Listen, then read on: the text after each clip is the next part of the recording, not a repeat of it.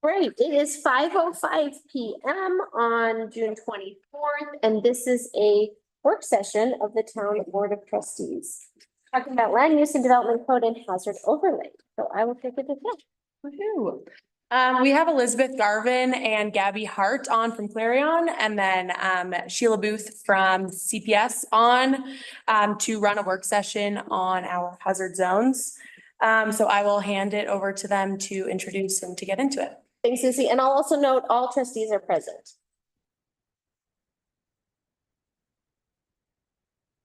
Thanks, Lucy. Good evening, everyone. I'm Elizabeth Garvin. I'm a partner at Clarion Associates in Denver. I've been working with Gabby Hart and Sheila and Shay Coburn and your staff on the land use code update, which has been a great project to be working on. I'm going to lead us through this presentation on potential changes to the hazard regulations this evening. Gabby, my colleague, has some laryngitis, and I asked her not to use her voice for this, but she will jump in if I lead us astray. So I think we're in good hands. Lucy, do you have the presentation up, or am I sharing screen? You can share your screen if you have it up. Otherwise, I can pull it up quickly. Nope, that's okay. Okay. Give me 1 second and I will do it that way.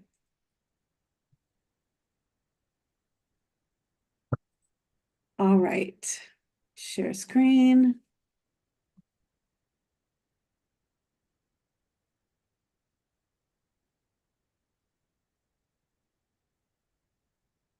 Oops.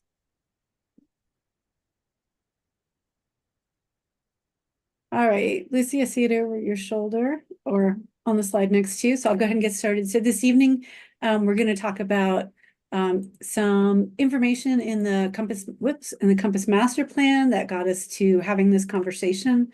The current hazard overlay districts, some touch in on some of the aspects of the current development process. Take a look at the proposed changes, the new development process, and then we'd like your guidance about where you'd like to go. So within the Compass Master Plan, there are 2 strategies that relate to this conversation. In responsible land use growth and development, strategy A, update the local land use policies. So in the code update, the comp plan, the master plan calls for development systems for property owners, updated by creating more efficient and predictable development review and permitting processes. And then strategy B, to create environmental land use policies. 2 subtasks on that to prioritize and clearly define environmental and wildlife habitat protection as part of the land use development code, and create and include information about environmental concerns within the property purchase construction code packet and checklist discussed in strategy A, action 4. So that's a bit of the grounding for where we are in this discussion. Moving from the Compass Master Plan, the development readiness assessment, so the next step in that process, identified some potential changes to the hazard regulation process, and that those potential changes were rolled into the code assessment for this project. So y'all might remember the code assessment is where we highlighted the big issues to tackle in the land use code update. So this is a conversation that's been kind of rolling itself out across the process. So to give you some background, in case you haven't checked in on them lately, the current hazard overlay districts apply in 3 places. So first one applies to the avalanche hazard district. And so you can see on this map, there are red zones and different colors of blue zones. And within the red zone, an applicant who desires to develop has to procure a site-specific avalanche study. They need architectural plans that are designed to withstand the impact pressure of potential avalanche in that location. They need to enter into an indemnification agreement with the town, and approval is done through the use subject to review process. So that's in the red zone. The red zone is considered the more dangerous of the 2 zones. And then the blue zone, still dangerous, but slightly less so than the red zone. Development within the blue zone requires the same information except not the site-specific avalanche study, and it is still a use subject to review. So you can see in the table on the bottom right of the screen, how the zones play out within the town. The 400, 200, and 100 relate to the potential impact. And so they're shown on the map. You can see the numbers there. You can see how many parcels are impacted by these avalanche ratings, and then how many are currently improved or have something on them within the town. So second overlay district is the flood hazard district. So for development within the flood hazard district, these are areas within the special flood zone that are regulated by FEMA. All development also in the flood hazard district goes through the use subject to review process. And so you can see that's primarily in the adjacent to the river. Only 43 parcels impacted in the town, and only 15 improved. So not quite the same impact as the avalanche hazard area. And then finally we get to the steep slope hazard district. So this is in the crosshatch on the map. And within this area, all development again has to go through a use subject to review process, and a geotechnical survey is required to figure out what needs to be done to mitigate potential development on the steep slope. So within Silverton, 109 parcels are included in this overlay. 23 of those are improved. Sorry about that.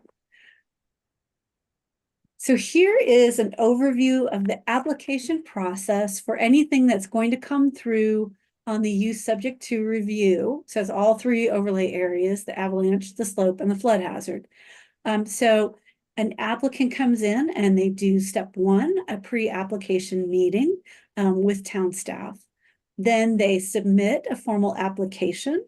And staff does a completeness review on that. They review all of the materials submitted to determine whether or not in step three, the application is complete. If it is complete, it's sent out to referral agencies. So that might be the county or the state or the federal government. And those agencies review the materials to determine whether or not there are outstanding concerns.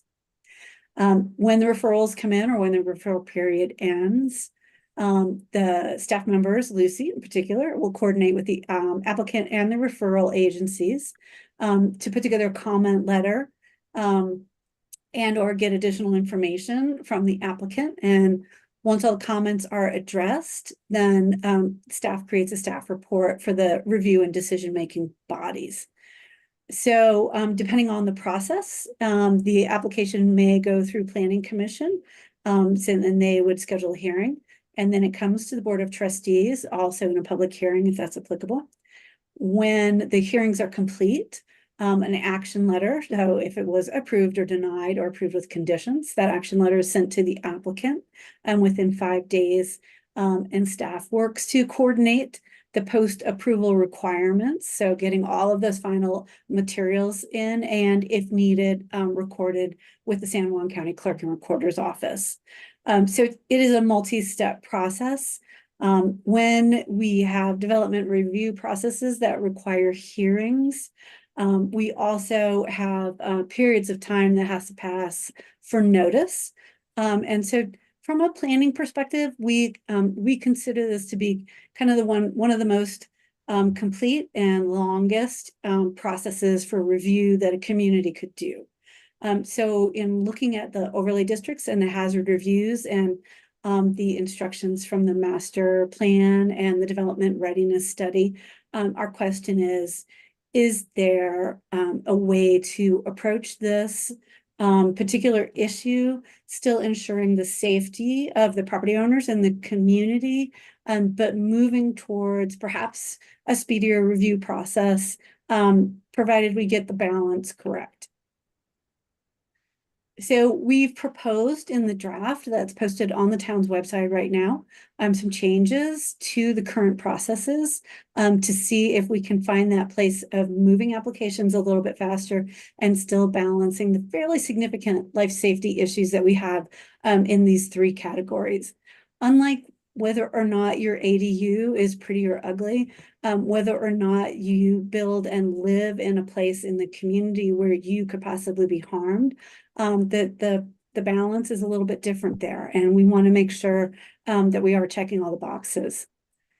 So in the overall goals for the land use code, we want to make sure that we're integrating clear standards to reduce those risks presented by natural hazards and mitigating their risk before the hazard occurs, right? We don't want to wait until after the flood or the avalanche. We want to understand in advance what we could possibly be doing on the property. We do want to simplify the process where that is possible. And we want to balance costs, right? So the cost to the applicant of the additional time for town review, time is money in an application process, versus the additional cost to the applicant of potentially approaching these studies in a different way. So there are a couple basic land use tools for hazards. So this is taken from DOLA's Planning for Hazards. So the State Department of Local Affairs published this workbook on planning for hazards in January of 2020. And so the two big techniques are within the land use code, creating overlay districts. So that is an area that is mapped within the code. So it's got a boundary around it, and within that overlay boundary, the standards related to the hazard apply. So there are some pros and cons to this, or some advantages and challenges. So by doing this, and this is what the town has on all three of these areas, you have that additional layer of protection for defined hazard areas. They're not negotiated on a case-by-case basis. So someone that wants to do development in Silverton knows when they may be within the avalanche hazard map or the flood hazard map. So this also allows the existing zoning regulations to be superseded in areas where there's a known hazard. So the way we think about that is there are our base standards. So these are applicable within the zoning district. Everybody has to have a 20-foot setback, or they have to have a roof pitch of a certain amount. If you are also within an overlay district, there are additional standards related to the hazard that apply on the property. This approach is also relatively easy to maintain. Some challenges to this approach: creating the mapping can require trained planning and engineering staff to develop those initial maps, right? Because we have to get out and understand where the avalanche hazards are, where the slope hazards are, and where the flood hazards are. Of the three, flood hazards are the only ones that are governed by the federal government that are updated with some regularity. The slope maps and the avalanche maps are not updated with that regularity. The overlay districts themselves add an additional layer of requirements to the development review process. And if someone wants to change the map based on good information that says the map should be changed, you still have to work through a development review process and amend the land use code, right? So there's your base zoning and there's your overlay district, and there are procedures for both of them. So you've got double the procedures there. And then back to the mapping. The mapping is fairly technical.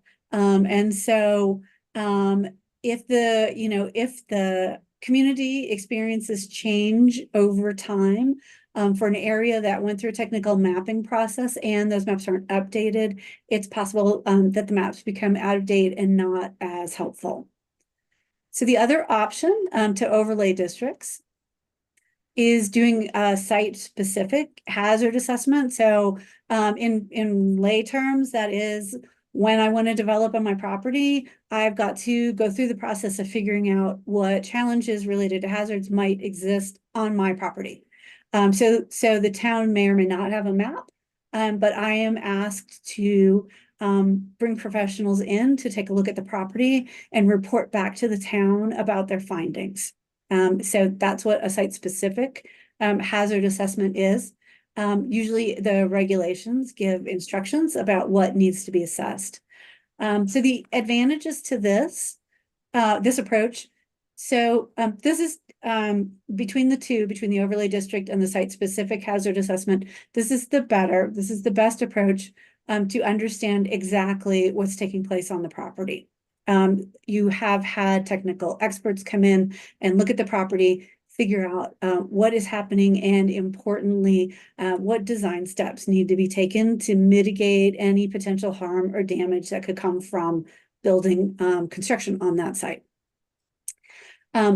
Through this approach, someone can highlight potentially hazardous conditions prior to any development occurring. So even with the mapping approach with the overlay districts, there could be something going on the site that doesn't come up until you start moving dirt. This way, you're kind of doing that preliminary assessment in real time. And should you need to do any engineering or architectural changes, that can happen at the front end of the project, which is usually slightly less expensive than having to make field changes when construction's ongoing. And then finally, this could also provide an important educational component for discussing solutions to addressing known hazards. So those solutions are highlighted early. We kind of bring those to life early in the process, comes in with the application. And there's some opportunity to talk about the different types of mitigation, being that moving the project elsewhere on the site if it's got enough space, or some sort of engineered solution. That's all open for discussion through the application process. There are some challenges to taking this approach.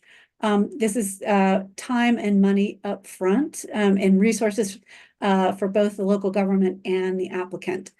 So in doing the site-specific hazard assessment, the responsibility is on the applicant to find the appropriate geotech engineer or avalanche expert to come in, look at the property, do the measurements that they need to say, hey, this is applicable to your property, or hey, your property is outside of the danger zone here. And then that information gets transmitted to the town, and the town may have to bring in their own experts to do that review. So the review and the expense happens on both sides. Additionally, it requires specialized technical expertise. And so, that may add some time or cost to the application, because not just any engineer can do it. It may need to be a geotech engineer. It may need to be an avalanche expert, maybe not available in Western Colorado, might have to come in from someplace else. And so there is some additional cost and time that goes into doing the site-specific assessment. So we look at the two of these, and to figure out how to move from one to the other, looking at which approach to recommend to the town. If we move from the overlay to the site-specific assessment, we need to put environmental design standards in place. Any expert who comes in to look at the property, or any regular engineer or architect who's designing on the property, will need to know what standards they need to meet when they're developing on the property within a hazard area. So that means the town needs procedures and applications for development impacted by standards, so the avalanche or the slope. The upside is that by putting more objective standards in place, and by getting the more objective information by doing a site-specific assessment, these types of applications can be moved to administrative approval, because the application will come in with the information needed to mitigate the potential hazard. So that would be a time savings and a cost savings over doing a use subject to review and doing conditions related to the specific application. One of the things that we want to talk about is, even if the town wants to lift the overlay districts to move to a process that's more site specific, that gets you the information about what's going on the individual site, it may be helpful to keep the existing hazard maps as a general reference and or a first step reference for staff to use in the process. So let's talk about, just for a few more slides, some of the potential changes in the code that town is considering. So in the avalanche section, changes to the standards.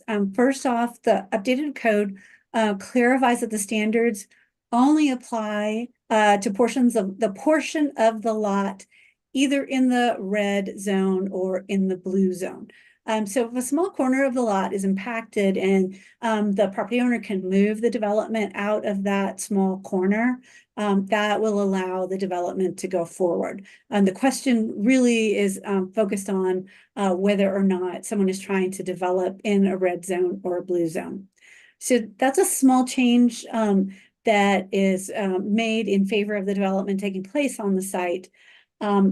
Kind of a bigger change, a different change to focus on is currently there are some occupied facilities allowed in both the red zone and the blue zone. And in our research around the state and other communities that deal with avalanche hazard areas, we've recommended in the code that occupied structures, so permanent residential or non-residential occupied structures, are prohibited in the red zone, right? So there's development in the red zone, and that's people living in the red zone. So that is the most effective and comprehensive way to move people out of that danger area. Don't allow the development to take place there.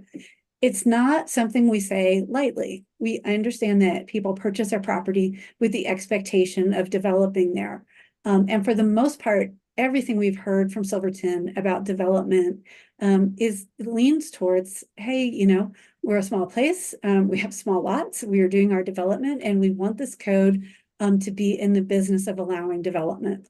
This is perhaps the exception. This is the one place where we want to say, you living here and sleeping here is not a really safe place to be. So that is a change that we've made across the red zone. In the blue zone, we've prohibited critical facilities, multi-unit dwellings, hotels, motels, B&Bs. So still places where you have people coming and going on a regular basis, and you kind of have higher populations in some of these units. But the permanent residential may be occupied there depending on the ability to design around a potential avalanche. So some standards, recommended changes to the slope standards. So currently the regulations apply to slopes greater than 25%. 25%, as most of you likely know, is getting fairly steep. And so the use is subject to review in this category, must be submitted with information significant to show that the hazard has been mitigated by the design methods used on the site. So have you engineered an approach that keeps your structure safe on the slope that it's being built on? We've made somewhat of a change to this, have moved to prohibition on slopes, prohibition of construction on slopes greater than 30%. That is a very common standard across our state. So it prohibits construction, lot creation, excavation, and grading on those slopes. And then there are clearer standards. There are standards added to the code for development. So what are the grading and disturbance requirements? Where should the buildings be located? And what other construction limitations should apply in areas with these slopes, again, to keep people safe.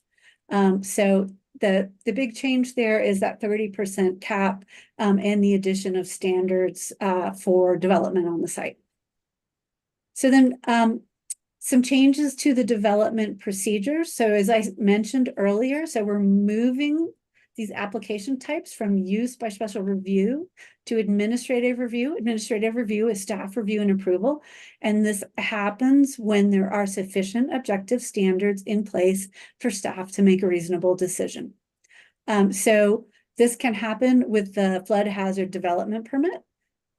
The flood variance has to go to the Board of Adjustment, so that doesn't change. We have major and minor avalanche hazard permits. So anything that qualifies as minor, which is in the gray box on the right, that can go through administrative approval. And then anything that's major is going to go through the full process. So that's Planning Commission recommendation and Board of Trustees decision. So if we look at minor, so minor avalanche, this is going to be outside of the red zone. Single unit and detached ADUs, parks and open space, minor utilities, accessory buildings, seasonal development or temporary structures. So that's from May through October. And outdoor recreation or entertainment with no structures in the blue zone. And then finally, the slope hazard permit with the standards that have been recommended can also be approved administratively. So we've got one new type of review that we've included in the draft for your consideration, and that is a geologic hazard review. So this is slightly different than slope, although it can include slope, and it may be that the town decides to run these together. Geologic hazard takes a look at landslides and unstable slope areas. So that's where it kind of overlaps with slope. Areas of rockfall, of debris and mud flow, of unstable soils, and potentially earthquakes or faults. And I didn't pull up the county map to see if earthquakes or faults apply in Silverton. But most places in our state do have rockfall and unstable soil areas. Possibly have debris and mud flow. So this is a new study, and I'll clarify it like that for right now. This is at least a new set of information being studied. It is site specific, and we've proposed a two-tiered approach. So the first step is the applicant gets a site evaluation letter. So this is simply bringing in a geotech engineer who can say in this letter, I see no issues on the site. This applicant can move to development without doing any mitigation or site stabilization. Fine, done. If there are issues on the site that are shown through the preliminary study of the site, and the preliminary studies necessary for that evaluation letter, the applicant has to move into a full hazard mitigation study. And so this takes a look at all of the potential hazards that I just listed, talks about how they are mitigated through the development on the site, is reviewed by the town, and is also reviewed by Colorado Geologic Survey.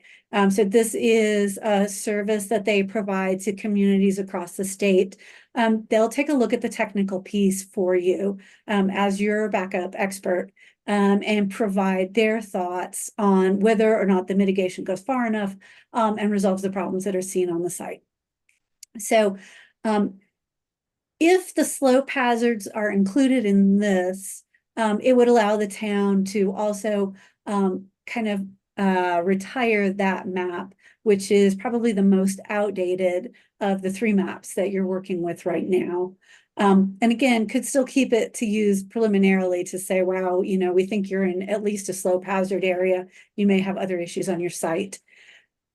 So that's the new piece in there. So just to kind of recap before we move on to the last two slides, we're recommending, and the code has been redrafted for you to review, switching from overlay districts to hazard-related standards, environmental design standards, keeping the maps in place in town to talk about where there are potential issues, but moving to a more standard-related and site-specific understanding of the properties, so that, you know, going forward over the next 20 or 30 years, the town builds up a set of information about slope study issues or geologic hazard issues that kind of allows you to understand on a much more site-specific basis what's going on. Some of that information can be extrapolated because of the way the studies are done. So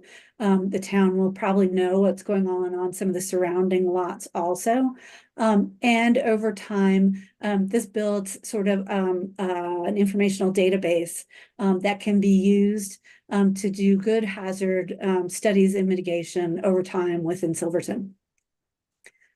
So we have had some questions about, you know, what is the typical cost of bringing in an application? What does it cost to the applicant to do some of the information that they're required to do and some of the information that we're proposing adding. And we wanted to share this out because we know we're trying to do that balance in the cost category. So applicants who are required to submit a plot plan, and that's probably just about everybody, have to, that's usually about $100 to $500 cost towards the application. If they have to do a land survey, we're looking at $300 to $1,200 cost.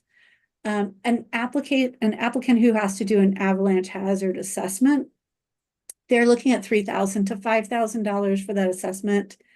A geotech, an independent geotech study.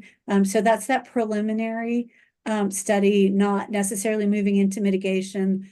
It's probably in the $1,000 to $5,000 range. I think it comes in a little bit on the lower side, but that's going to crank up if there are issues on the property. And then the Colorado Geologic Survey does charge for their time. And so they've shared on their website their price for review for counties. They charge municipalities at an hourly rate, but we think you can extrapolate from the county numbers. And some communities do roll the cost of the geologic survey review into the application cost. So it's put up back on the applicant and it goes into the cost of development, which the town may want to consider if someone is doing for sale development as opposed to perhaps building their own home or something along those lines. So finally, and we can come back to any of these slides as we go, we just wanted to hear whether or not you have thoughts or concerns about moving from the overlay districts to the development standards, whether or not you have anything follow-up that you want us to look at for you. And if you just have questions about what I've rolled through this evening. And thanks for listening to the whole presentation. So I'm going to stop talking. And since the room is very small in my image here, I'm going to ask, oh, you guys, I'm so sorry, I didn't flip forward. I'm going to ask Lucy if you'll let me know who I need to respond to. Thanks, Elizabeth. This is Dana Kranker, Mayor. I really appreciate that overview. So just setting the context for the trustees, I had two quick clarifying questions. You mentioned that one of our maps is more outdated. Is that where you're referring to the slope one or the avalanche one? Yeah, thank you, Mayor. So I believe that the slope map is the oldest of the three.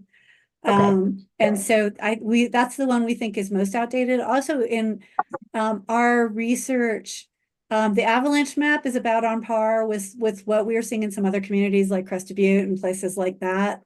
So that seems to be kind of current state of the art. Thank you. That was my clarifying question. I have all kinds of questions, but I talk a lot, so I'm gonna open it up for my fellow colleagues on this. And if anybody wanted to add a maybe relevant comment from the planning commission as they've thought about this and heard this as well. Or if there was a summary conversation with them that they raised. Planning commission was fun. I think that some of the concerns were the cost. The applicant or the town? Applicant. Okay. I think, so that was a discussion that we had. I think there were similar clarifying questions of like, what's this mean in terms of process?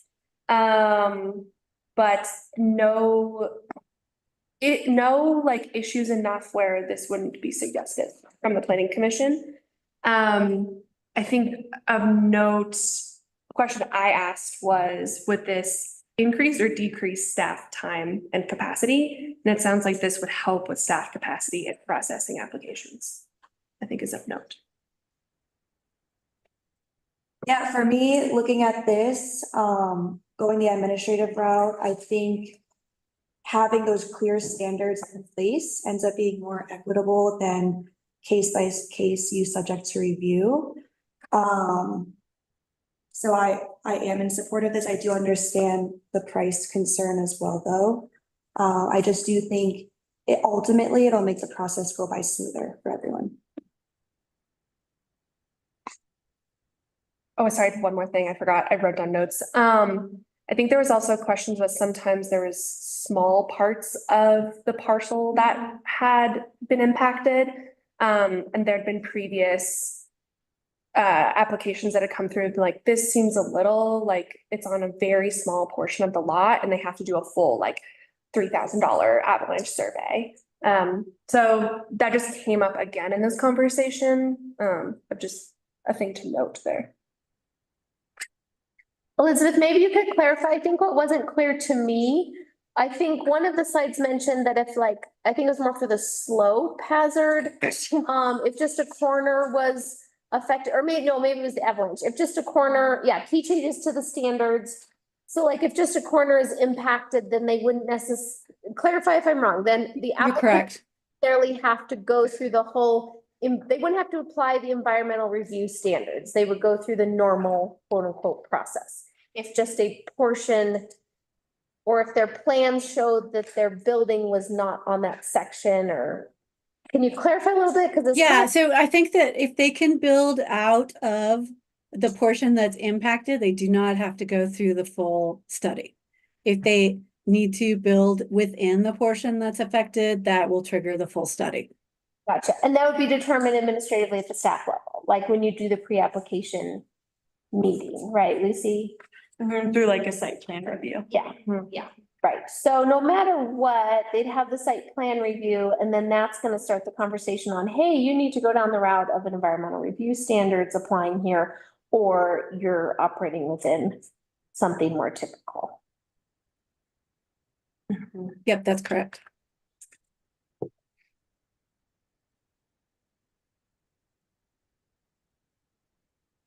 I think anytime we can move something to administrative, I think it's better. I know certainly for board time, then the staff has to present to the board, so not only have they reviewed it, but instead of just checking it off and saying this fits within the administrative, licensing that we've given them, then they have to bring it to us as well. As far as cost to the applicant, it's concerning, or I guess, for lack of a better word, it sucks, but especially and specifically when it comes to the avalanche review, I think that's just sort of too bad, because I know from my other profession, digging people out of avalanches, yeah. And when people buy property, it's also, up to them to do the due diligence to figure out if it is going to cost them more. So when they buy it, they should be forewarned that they're going to build on there. It might cost extra money, but it's just too much of a safety issue. So the cost is what it is.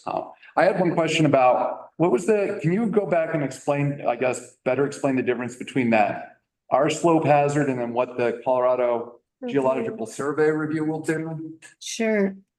So right now you're doing slope hazard review on slopes over 25%. And so that is pretty much just looking at whether or not the slope can be made stable enough for development. That is a sub piece of the natural geologic hazard review that Colorado Geological Survey would help with. And I'm sorry, I should have put this on the slide, but it's in my notes, the rest of their stuff. So in addition to unstable slope, which is what you're looking at now, rightly, they add on rockfall, debris and mud flow, unstable soils, and earthquakes. So there is likely some overlap. Anyone who's looking at slope stability is looking at some of these other things to figure out whether or not they can build safely on the site. So that was why we thought this could probably be rolled into a single, slightly broader study that the town could then kick over to the Geologic Survey as your experts. Yeah, and that was kind of, I guess, my question then was, can we just use them for most of our slope hazard stuff? Excellent, thank you. Yep. So is what you're saying, Elizabeth, is that there's the potential that we would do away with slope triggering something and instead just talk about geological hazards as a category. Agree. Yeah, Madam Mayor, you would roll it all in together. Yeah. Okay, thanks. But still having the avalanche as a separate. consideration? Yeah, I think that we've been looking into it kind of, sideways, seeing a geological survey. Wouldn't want to dive in on avalanches too, but that is not in their wheelhouse. So we'd keep avalanches separate. The other piece, and we didn't spend a lot of time on it because it's down the road for the town, but geological survey can help you at some point in time if you want to remap slopes. They did it for Montrose County. So if the state puts grants out at some point in the future and you want to update the mapping, they could be a resource for you.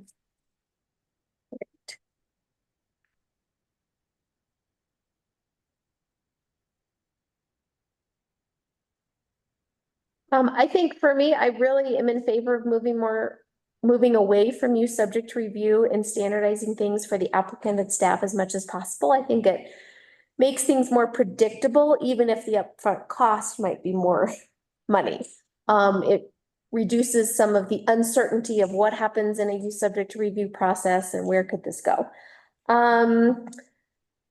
I think what was still not totally clear to me, and so clarification from staff is like, would you use, if we're talking about doing other hazards as encompassing slopes that we currently use, and then we would use our existing avalanche map, but update the code to have these environmental development standards, then is staff kind of using these maps as just sort of reference points, but everything else is sort of on the table? Or would we require every applicant to kind of make sure they've checked the box with an expert that they're not in a hazard area, right? Does it apply to everybody until they can prove it doesn't? Because the benefit of a map is it whittles it down to who it applies to. The downside of the map, like what you were saying, Elizabeth, is you don't get to do the site specific stuff. So I guess my question is, how would we be navigating? It applies to everybody until you show us it doesn't, which makes all lots more expensive. Yeah, and I think the map is important also because, again, if somebody's going to buy something, they can say, look, this is, the map shows that it's here in this slope hazard zone, and this is gonna, make it more difficult, or could be in the slope. Like there needs to be some frame of reference, right? You Yeah, don't just that's mean the like, question. right. We use the maps as a frame of reference from a staff perspective.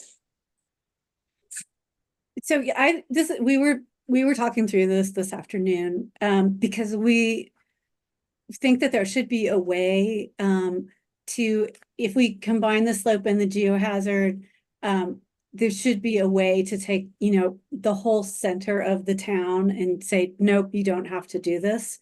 And so that's something that we're trying to figure out what the trigger is to say not everyone has to do this. We started down that path by saying, hey, here's there's the cheap first letter, relatively cheap. It's still going to probably come in around $1,000, and that will get you off the hook. But we do want to dig a little further and see from what other Colorado communities have done with their geohazards to say, okay, this is existing plat. We have development here. It's good. You don't have to do it. And then figure out a way for you guys to be able to adjust that if something comes up later. So you find, you have quicksand in the middle of town or something like that. I'm sorry, I'm Gen X. We were raised with that. There's quicksand everywhere. I'm not sure anybody else was, but so I think we're trying to take your question and add that round to the regulations and say, okay, 90% of you are off the hook. The rest of you need to come and do this preliminary letter, and then we'll figure out where we're going. Yeah, I'm not a huge fan of adding another layer, even if it's a simple letter to the majority of people. So if there's ways that we can exclude and focus on those areas of real concern, but I realize that gets us back into the tricky thing of maps. No maps. We love maps around here. We all do. The other question I had related to the map of like the red zone with the avalanche, because you can go on Google Earth and see homes that have been built in the red zone that have stood the test of time for 100 years. And so I've heard from property owners that have adjacent unimproved land that are like, what am I supposed to do with this? What can be done around this? And so I guess I'm just curious staff's perspective when we're talking about changing the code to say prohibiting everything in red. Do we need to invest in an update of this map as part of the land use code? or not? And you guys deal with these applications and comments a lot more than I do. So Lucy, Gloria. I think what I would say to that is that I know that emergency management is looking at that at the county level. I don't know how far along that is, but I know that's something kind of within their wheelhouse that they were looking at. I mean, updated maps are always nice, but the costs associated with that, I'm not sure it's worth it at this point, but maybe it is. I know we've gotten some leads for people that would like to update our maps. And we could reach out on what that cost is, but for right now, I think we should be in lockstep with emergency management as they navigate this as well. And I'm having a meeting with Jim tomorrow. I can mention this to him as well, kind of get a timeline from him. Your next meeting will be heavily emergency management focused. So Jim will be here and you guys can kind of ask him some of those questions as well. Great, but what we're proposing is that using the current map to change the code to prohibit residential development in red as it is. And then add the environmental design standards for the other areas. That's the proposal. But, and if And, I'm sorry. Uh, Go ahead. residential's already prohibited in red. Yeah. Right, so we're not changing. But we have some historic structures that Right. have been built in there. Yeah, yeah. Go ahead, Elizabeth. Gabby is also telling me on the side, that there is also a process for someone to ask for a remapping of the avalanche zone. So if someone wants to, on their own property, pay for that process, that would add information to the town's map. So, that would be their next step if they wanted to build something like residential that, didn't feel like a really safe build. And what standards do we have for who can be hired to do the mapping? Because I know historically, some people have hired somebody that said, yeah, that's not in an avalanche path because that's what they wanted to hear. Yeah. I'm sorry, that is not funny, it's sad. So I don't have the standards in front of me, but I am going to go out on a limb and say it's going to be done by someone who can provide information that is either backed up by a relevant certification, so they have done the studying that they need to do that, or that it's submitted by a Colorado engineer who can seal the document. It can't be your buddy who says, yeah, no, you can build there, it's all good. I haven't seen an avalanche there in 5 years. It's Yeah. fine. Never gonna happen, ever. This on that note, you chose a great photo on slide number 10. It's page 13 in our packet of a destroyed home with what looks like a completely buried avalanche barrier above it. So that's just good grounding context for why this matters. Thanks, Carl. I realize we have about 8 minutes for any more discussion. I think the main thing I want to put out there is anybody really opposed to shifting to administrative review or taking these types of land use applications out of use subject to review? Is there any strong opposition to that? Okay. And this is what staff would like as well, right? This is. Can I ask one more question before we move on? This is the first, so we had the planning commission, and then we're seeing this and then, so the public hasn't really been clued in other than these meetings, and then what we're doing on maybe this week? This is in the land use code draft. So this is widely available to the public. It's on our project website. And I think we made a social media post about it. Yeah. There's also a great learning session. If you guys haven't seen it. Oh, true. A plug for it on hazard zones and overlays. So if you go on the LUC website, it's silvertonluc.org. You can access those learning sessions too. With this specific 20 minutes, yeah. on this topic. Great. Yeah. And these slides are pulled from that. So it's a good resource. So we're now. All right, so it sounds like there's not any opposition to moving this approach. It sounds like there's still the details to be worked out in the drafting of the land use code.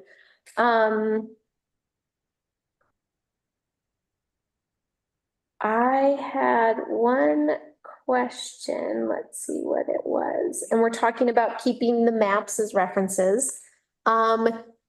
Question for staff and folks online, is this where we would potentially locate implications of the state's dredge and fill regulatory program, or that, like, would we locate that anywhere in here with hazards, or that just is really on the applicant and the state?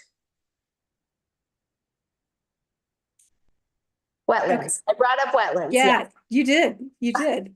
I don't know the answer to that question. So I'm gonna have to check back with Gabby.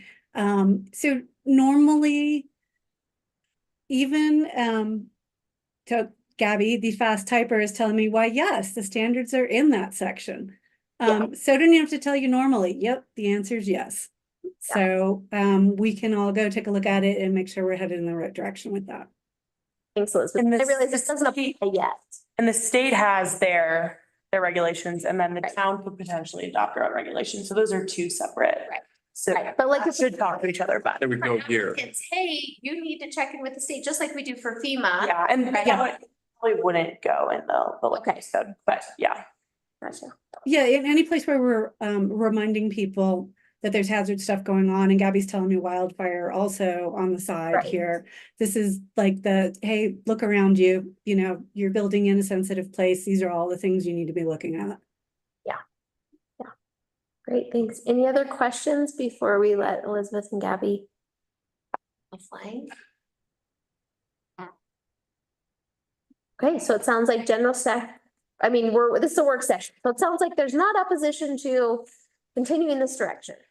We appreciate that input and the guidance, and we'll let you know what we hear as we do our outreach later this week, and continue talking through this draft with the stakeholder group and planning commission. Thank you so much for your time. Thank you, I really appreciate it. It was Yeah. very thorough. Thank you. Guys, have a great evening.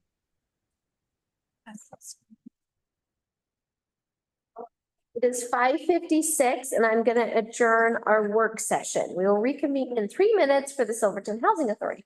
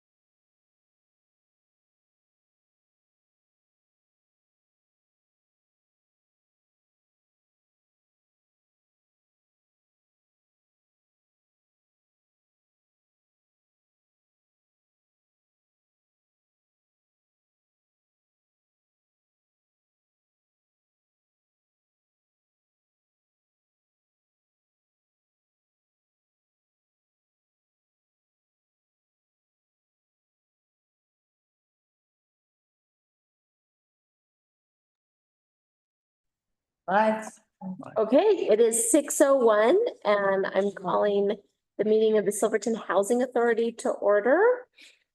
Present are Ron Wakefield, Amy Gardner, Dana Cranker, Tyler George, Jim Harper, Carl Schnicker, Lindsay Halverson, Ann Chase, and Lucy Mulvihill and Gloria Crashberger. Nice. And I'm gonna pass it to Ann. And also Tim.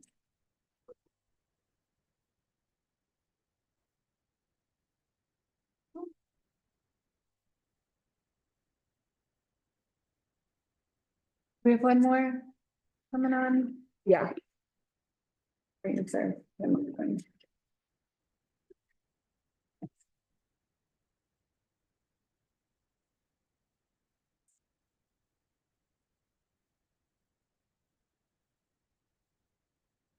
You all want to take a break and get your food real quick, or?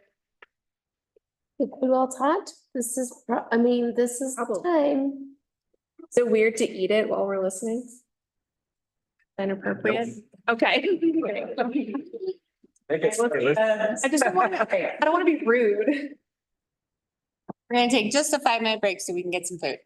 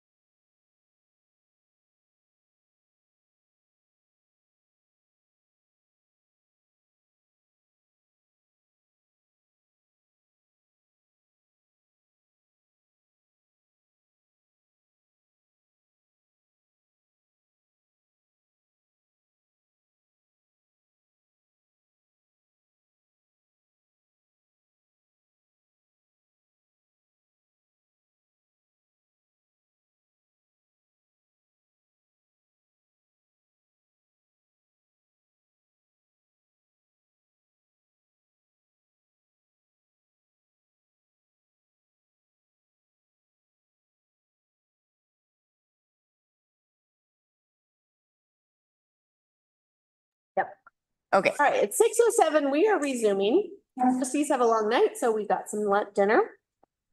And we're gonna go into Silverton Housing Authority. Thank you, Anne, and excuse us. Awesome. Just some quick updates. I went to the Board of County Commissioners on the 12th to request money to fund housing market study. They approved my request. And so I'm beginning that project with Western Spaces LLC to do a housing market study in Silverton.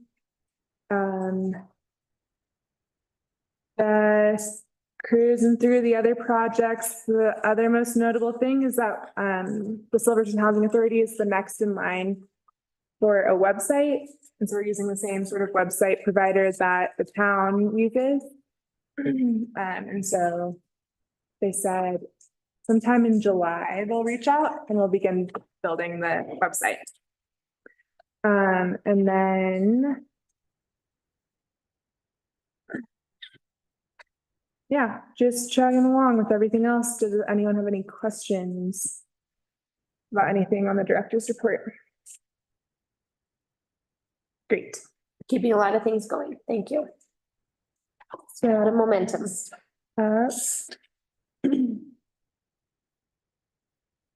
Okay, so the bulk of today's meeting has to do with the technical assistance program that we are working through the Colorado Housing and Finance Authority to create conceptual plans for the Zanoni parcel. And on the screen, I've outlined it in glitter where the Zanoni parcel is. So it's next to Anvil.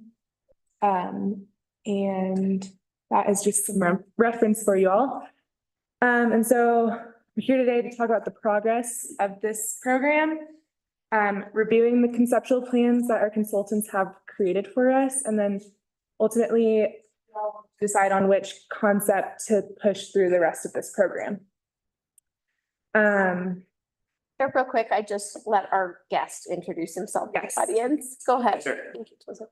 I'm Chris Lopez, so I'm with CHAPA, with Colorado Housing Finance Authority. Excited to be working with you all on this project. So I live just community relations down in Hermosa, and I thought I'd just be available to help answer questions if any come up. And yeah. Thanks, Chris. Thanks for joining us. I did just remember that we didn't open public comment. Oh, you're right. There are no participants in person and there's no participants online, so I will open and close public comment. Great. Affiliates follow that. Okay. So some project history. The town purchased this land in 2022 using a grant through the Colorado Department of Local Affairs. And the stipulations of this grant require this land to be used for affordable housing or to serve an affordable housing community. Environmental assessments started in 2023, and now we're sort of moving towards the conceptual plans. So it's getting an idea of what this land could look like and how it could be best utilized. And yeah, sort of the reason why we applied for this technical assistance is to just create a visual representation of what this land could look like in order to get community engagement, make sure that it aligns with our community before we take it to a developer. And then just creating an action plan for the project from the concept to reality. So how are we going to get from where we are now to the future?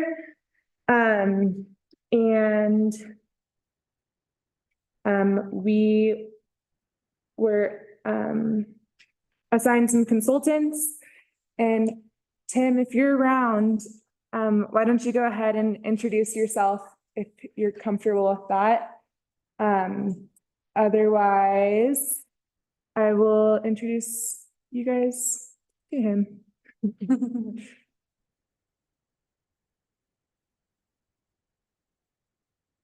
Hi, good evening, everyone. Tim Reinen here. I believe Joseph is trying to get on the webinar as well. I don't know if you see him popping up. But anyway, my name is Tim Reinen. One of the two consultants working alongside Chris Lopez with Colorado Housing and Finance Authority through the SHIP program. We're lucky enough to be part of the second tranche of technical assistance with this region, and we're really excited for this parcel and looking at different options tonight, and hoping that we kind of narrow down to one or two layouts that we can further develop and look at some financial modeling and really put together and button up an action plan for you all. So I will be here. I believe Joseph is trying to connect as well, but I'll just put myself on mute now. Thanks. We'll keep an eye out for Joseph. Great. So, project started, kicked off on April 23rd. So we did a site visit.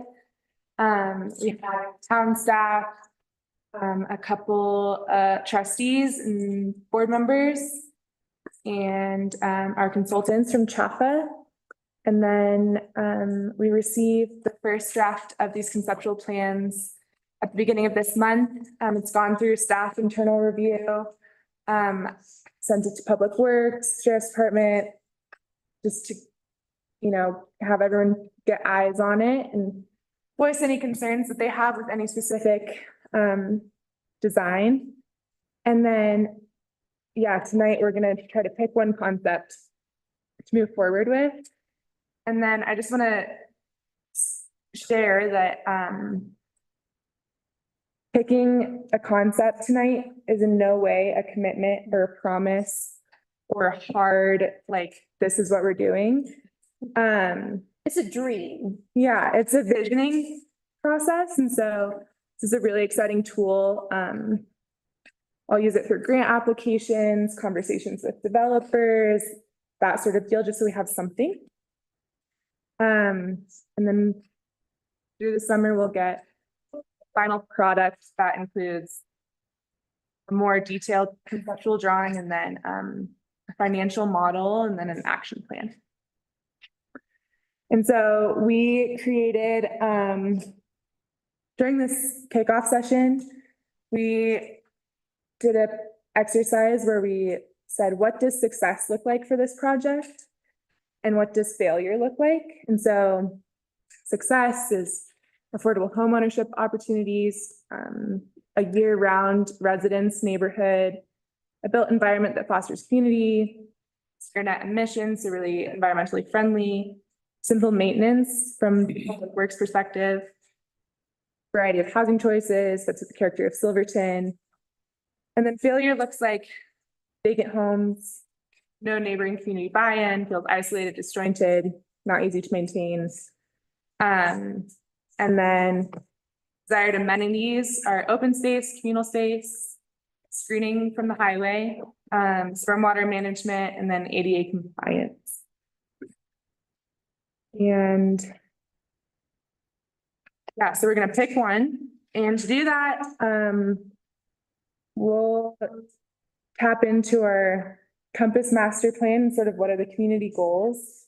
And so I guess when we're looking at these concepts, you know, try to think of like, what is the best and highest use of this land? What fits best with our community? What will it serve the needs?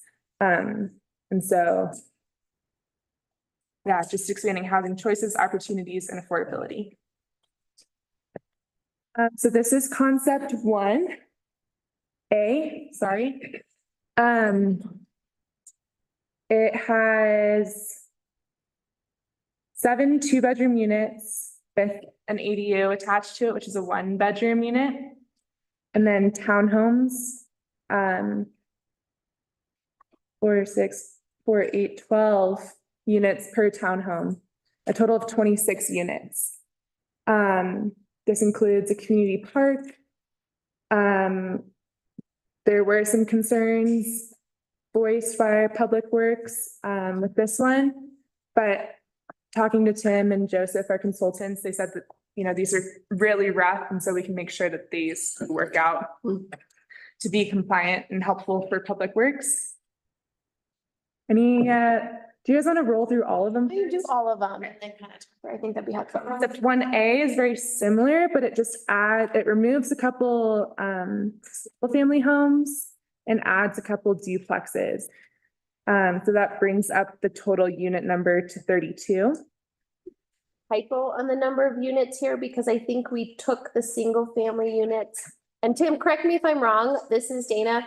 I think we have 5 single family units with accessory units instead of 7. So that would be 5 2-bedroom units on the top line, 5 1-bedroom units. And then we have the 3 duplexes along the front. So I think it's 28 units total. Unless I'm missing something. Because if we compare that's what it looks- A1 to A, Yeah. it doesn't go all the way across the bottom. Does that seem accurate? 28 units instead of 32? Yeah, I think so. Yes, thank you for catching that typo. Thanks, Tim. And then I'll do the next 2 and then I'll introduce Joseph Espinoza. Concept B changes quite a bit. So concept B is a multi-family unit, 2 stories, 20 units in the multi-unit, and then duplexes. And the sheriff's department was concerned about parking along 5th Street for this one and for this one. I just put the little concerns on the bottom right-hand corner. So that's a total of 30 units. And concept C moves that multifamily unit to the back, and duplexes wraps around, total of 32. And so we'll pause there, and Joseph, if it's okay, I'll have you introduce yourself. Good evening, everybody. Joseph Espinoza Group, consultant on the project with Tim. Happy to be here. Sorry for the late arrival. Some technical difficulties, couldn't get in the room here. So thank you for your patience. Proud to be part of the project. We're glad you're here. Awesome. Yeah, where should we start? Should we go through each concept? Does that sound good to everyone? Yeah, that's fair. And are we able to get to a point, I guess it's a question for Tim and Joseph, that I realize we have 4 different concepts, and I think the request of us was to pick one. Is there an option to have a discussion on features we like of some and make a hybrid, or is that option really kind of off the table because dimensionally we have these mixes to choose from? No, absolutely. We can mix and match as much as we want. I think the underlying difference between the 4 are, do we want to focus on single family and attached, or bring in the multifamily option, which really focuses on rentals. So that's really A and A1 are more of a single family attached approach. And then B and C has that additional component of multifamily. But yes, we can take A1 and have a little bit of that and mix it into C, and B into A, and C into A1, all the above. Thank you.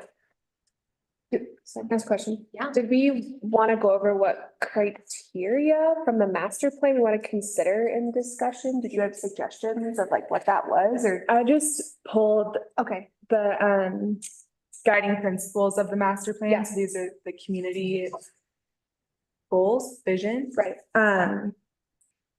So yeah, what I come back to is like housing choices, opportunity and affordability. I think too, as we orient this conversation, let's keep in the back of our minds the other housing types. Let's not lose what else we're doing in Anvil, right? So the other things being proposed, the housing authority, is apartment behind the boxcar, multifamily, which is townhome duplex Yeah. options on the sides of the burrito of the donut. And then the donut hole had single family. And I think when those of us were on this plot talking about it, we kind of said, there's a whole gamut here, right? We could meet the requirements of this code or the grant by leaving this whole thing green space, because that serves an affordable housing neighborhood. I mean, I think we all agreed, well, it's not best and highest use to be all green space. But there did seem to be a lot of agreement that having some sort of a park in Annville and a space for community could be a real asset, because we're seeing a good number of families and kids, and right now all those kids that go all the way to the school, all the way to Memorial Park. And so having something that was a community asset even beyond the Annville neighborhood, right? It makes this lot, this parcel that the town owns, usable for more than just the lucky lottery winners that get these units, but keeping that in mind as well. So kind of housing people and having a community asset is a goal for this parcel in particular. And recognizing other options that we're doing in Annville as well. And I guess I have a question for the single family houses, the accessory units, are those meant to be for renting, or would the owner of that single family be able to rent it, or would the town rent that separately then? Or subdivided? Yeah. There's a lot of options. Okay. So like it could be all of the above. Okay.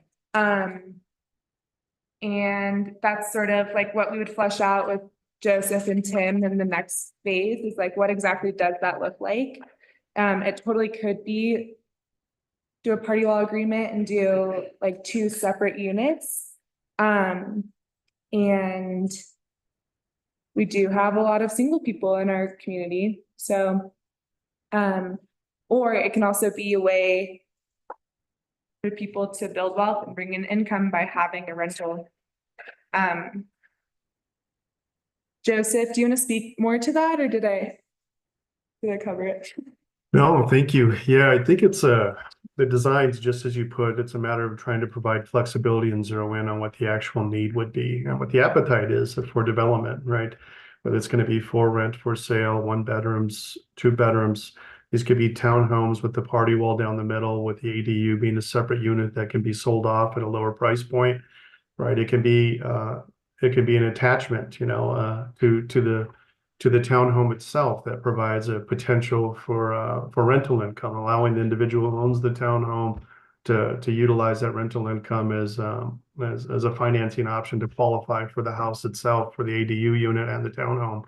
The ADU could be ran by the municipality, right? Providing certain types of housing for those units itself. So it's really a matter of what is the need and the appetite for housing. As you can see in the different concepts, providing a variety of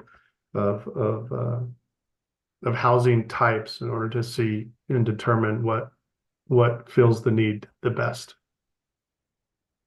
Thanks, Joseph. Maybe if we could pull up the page that shows all 4 and just get a sense from trustees. Is there anything on here that anyone was like, oh, that just really doesn't feel right? Or something that said, oh, this really fits the character, scale, feel of our community? Anything you really reacted to negatively when we get to look at fund drawings, or really positively? Because I think putting into context what else we're also building, kind of where is it? B of the larger multifamily kind of connected together on the end, like wasn't the most appealing look and feel for that part of town, especially since we're like meeting that other need. And it almost seems like I'm sure the green space like is probably proportional, but just like feels smaller, like more condensed. And so it feels big and the scale feels large. I've also lived in a lot of multifamily units, and it can be loud in there, you know, so giving other options for people who want to like have a home that's a little bit quieter, more like a family style than a multifamily apartment. Totally. And the concern from the chair is really about the parking over there too on the. Yeah, I think as far as parking goes, because I was looking at those too, but I mean, we built 30 units down there. We need to put some sort of parking in, and I'm curious as to why he thought there would be trouble with one design and not the other. Because it's all 30, 20, high 20s to 30 units, so. I think you That was a- see that more was- parking, well, yeah. These have garages in them? No, They could they could. theoretically. And just that one spot that was, I don't know. Mhm. No parking signs would alleviate some. Works every time. Yeah, Is there an option for the duplexes to be 2 bedrooms with a garage? Size wise? Tim, did you catch that? What option are you looking at? Are you looking at B? I'm talking about any of the duplexes. So like the duplexes as 3 bedrooms, is there an option with the ones that have the duplexes, whether that's C or A1? To turn those into 2 bedrooms with a garage, so you have driveway or garage parking and get rid of 1 bedroom? I think everything's on the table. And I think it would fit within, if we're going with around a 16-foot width, so it'll be tight for having 2 cars within that garage regardless. Yeah. But, I think we can. It's just going to take away, that square footage to accommodate a larger family. I think typically in affordable products, we tend to go surface, but again, we can always accommodate that for the larger units. I guess my question would be, because there is resident parking on all of these drawings, and how much, like, are we talking? Is that like 1 car per unit or 2, or what was that sort of drawn to, or do we know? Is it just sort of like a placeholder for? Yeah, so these 4 options are really kind of at the massing study level, and so Okay. we feel pretty confident and really comfortable though that we can accommodate all the parking. Okay, perfect. Thank you. Yeah. I guess the plan that drew me in a lot was concept A, considering everything else we're doing at Anvil as well. To have those smaller homes for single families, single people, that was the most appealing to me.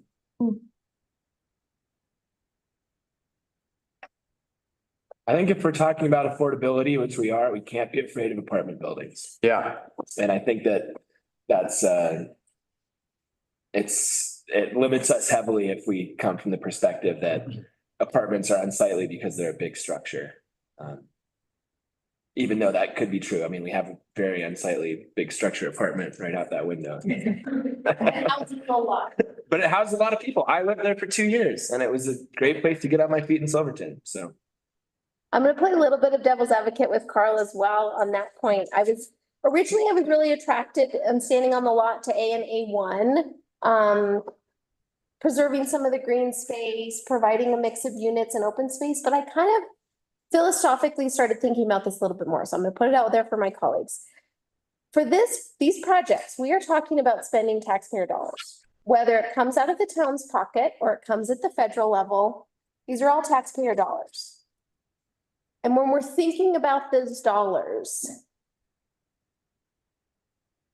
it's possible that we need to think about, like, how do we house the most number of people? I'm not saying give up on the park, but the single family option for this piece, I'm a little bit more in favor of some more density because it gives us the option. The private market builds a lot of single family homes and they're not affordable. I totally agree.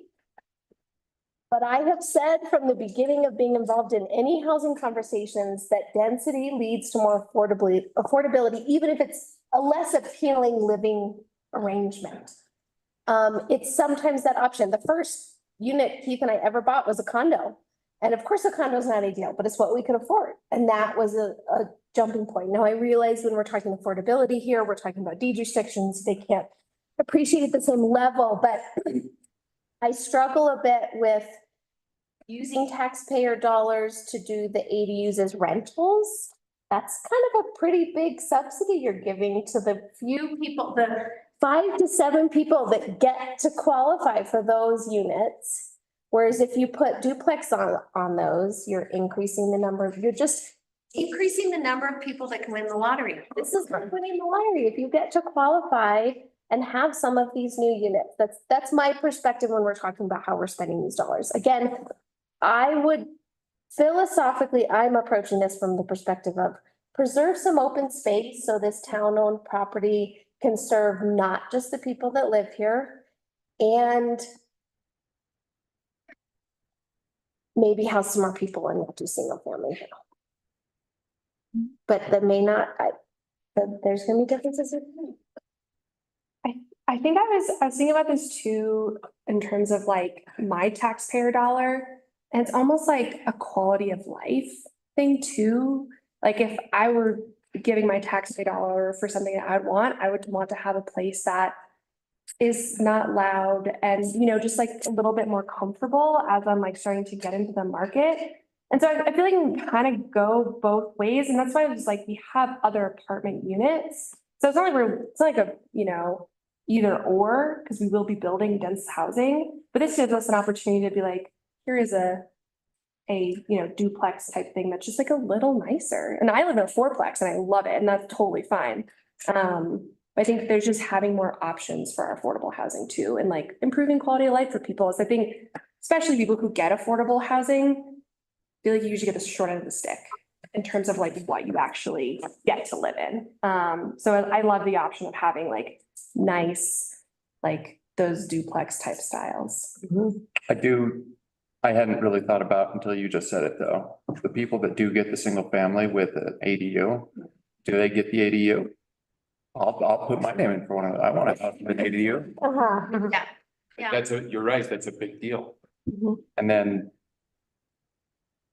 I mean, I don't like the idea of like us saying, well, yeah, we own the ADU and you own the house, we'll rent the ADU. That doesn't work. Like whoever owns it needs to own it unless we're renting out all of the spaces Mhm, mhm. and they're all rentals. And you could potentially treat it like a condo, but a duplex might just be simpler and or more efficient. Like if you did two duplexes, if you did a duplex on that, if you're trying to put two units, which is what the single family with the ADU is doing of just different sizes.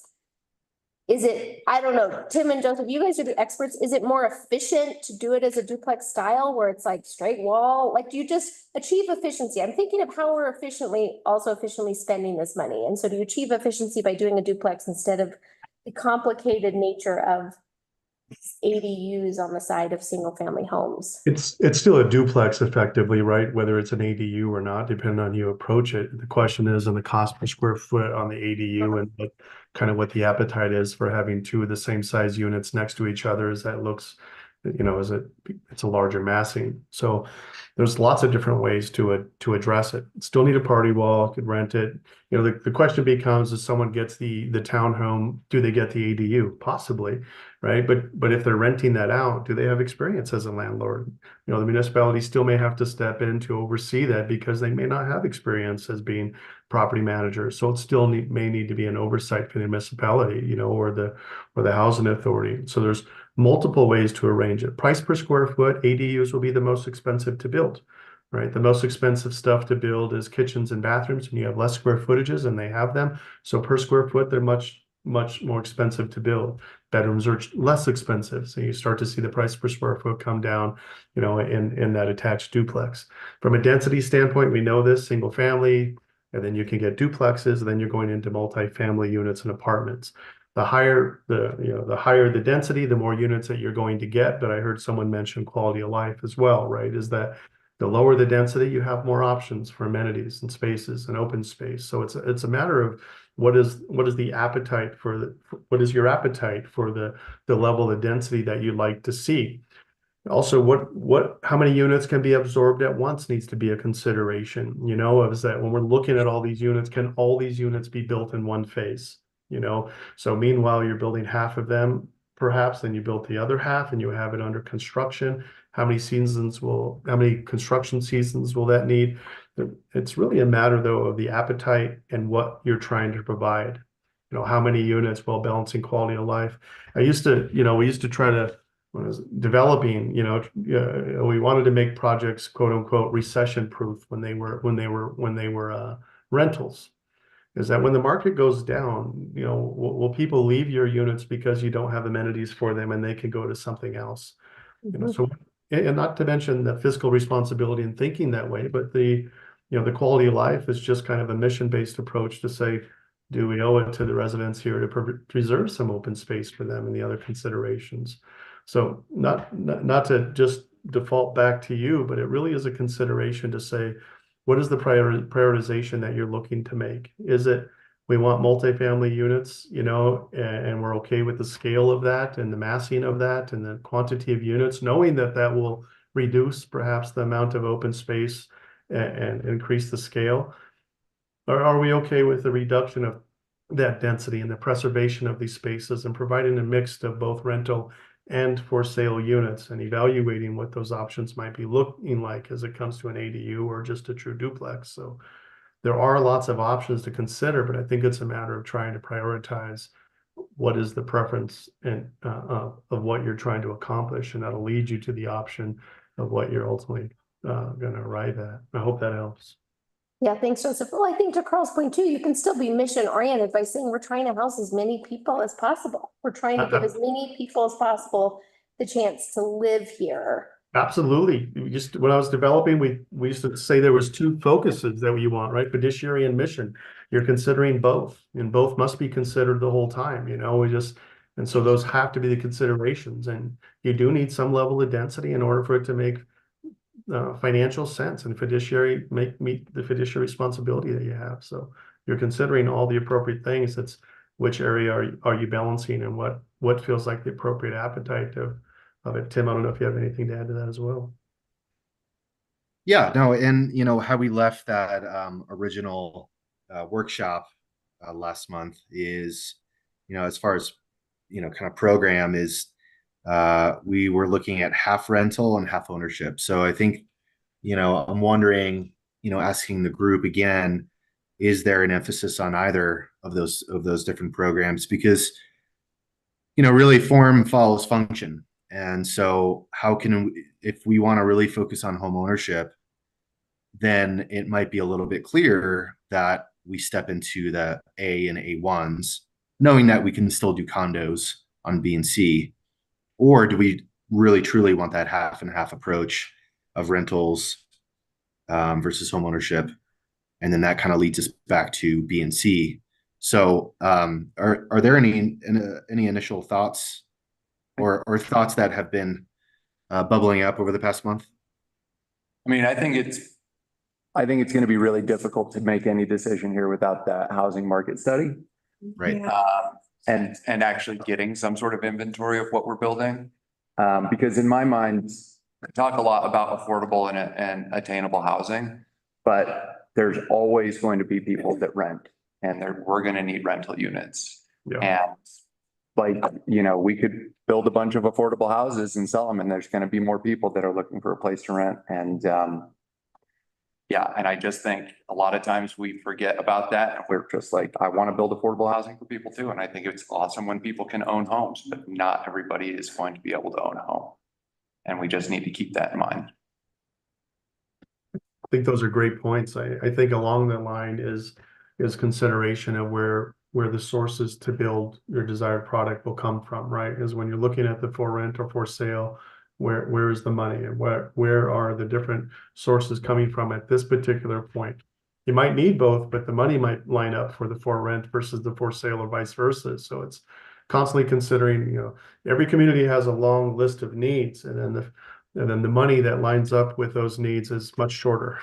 Yeah. And the trick is trying to make those align as they shift to say, well, the money's there to build this one right now. We can come back later and do the other one. So it's a constant analysis of that community need and the financial means aligning.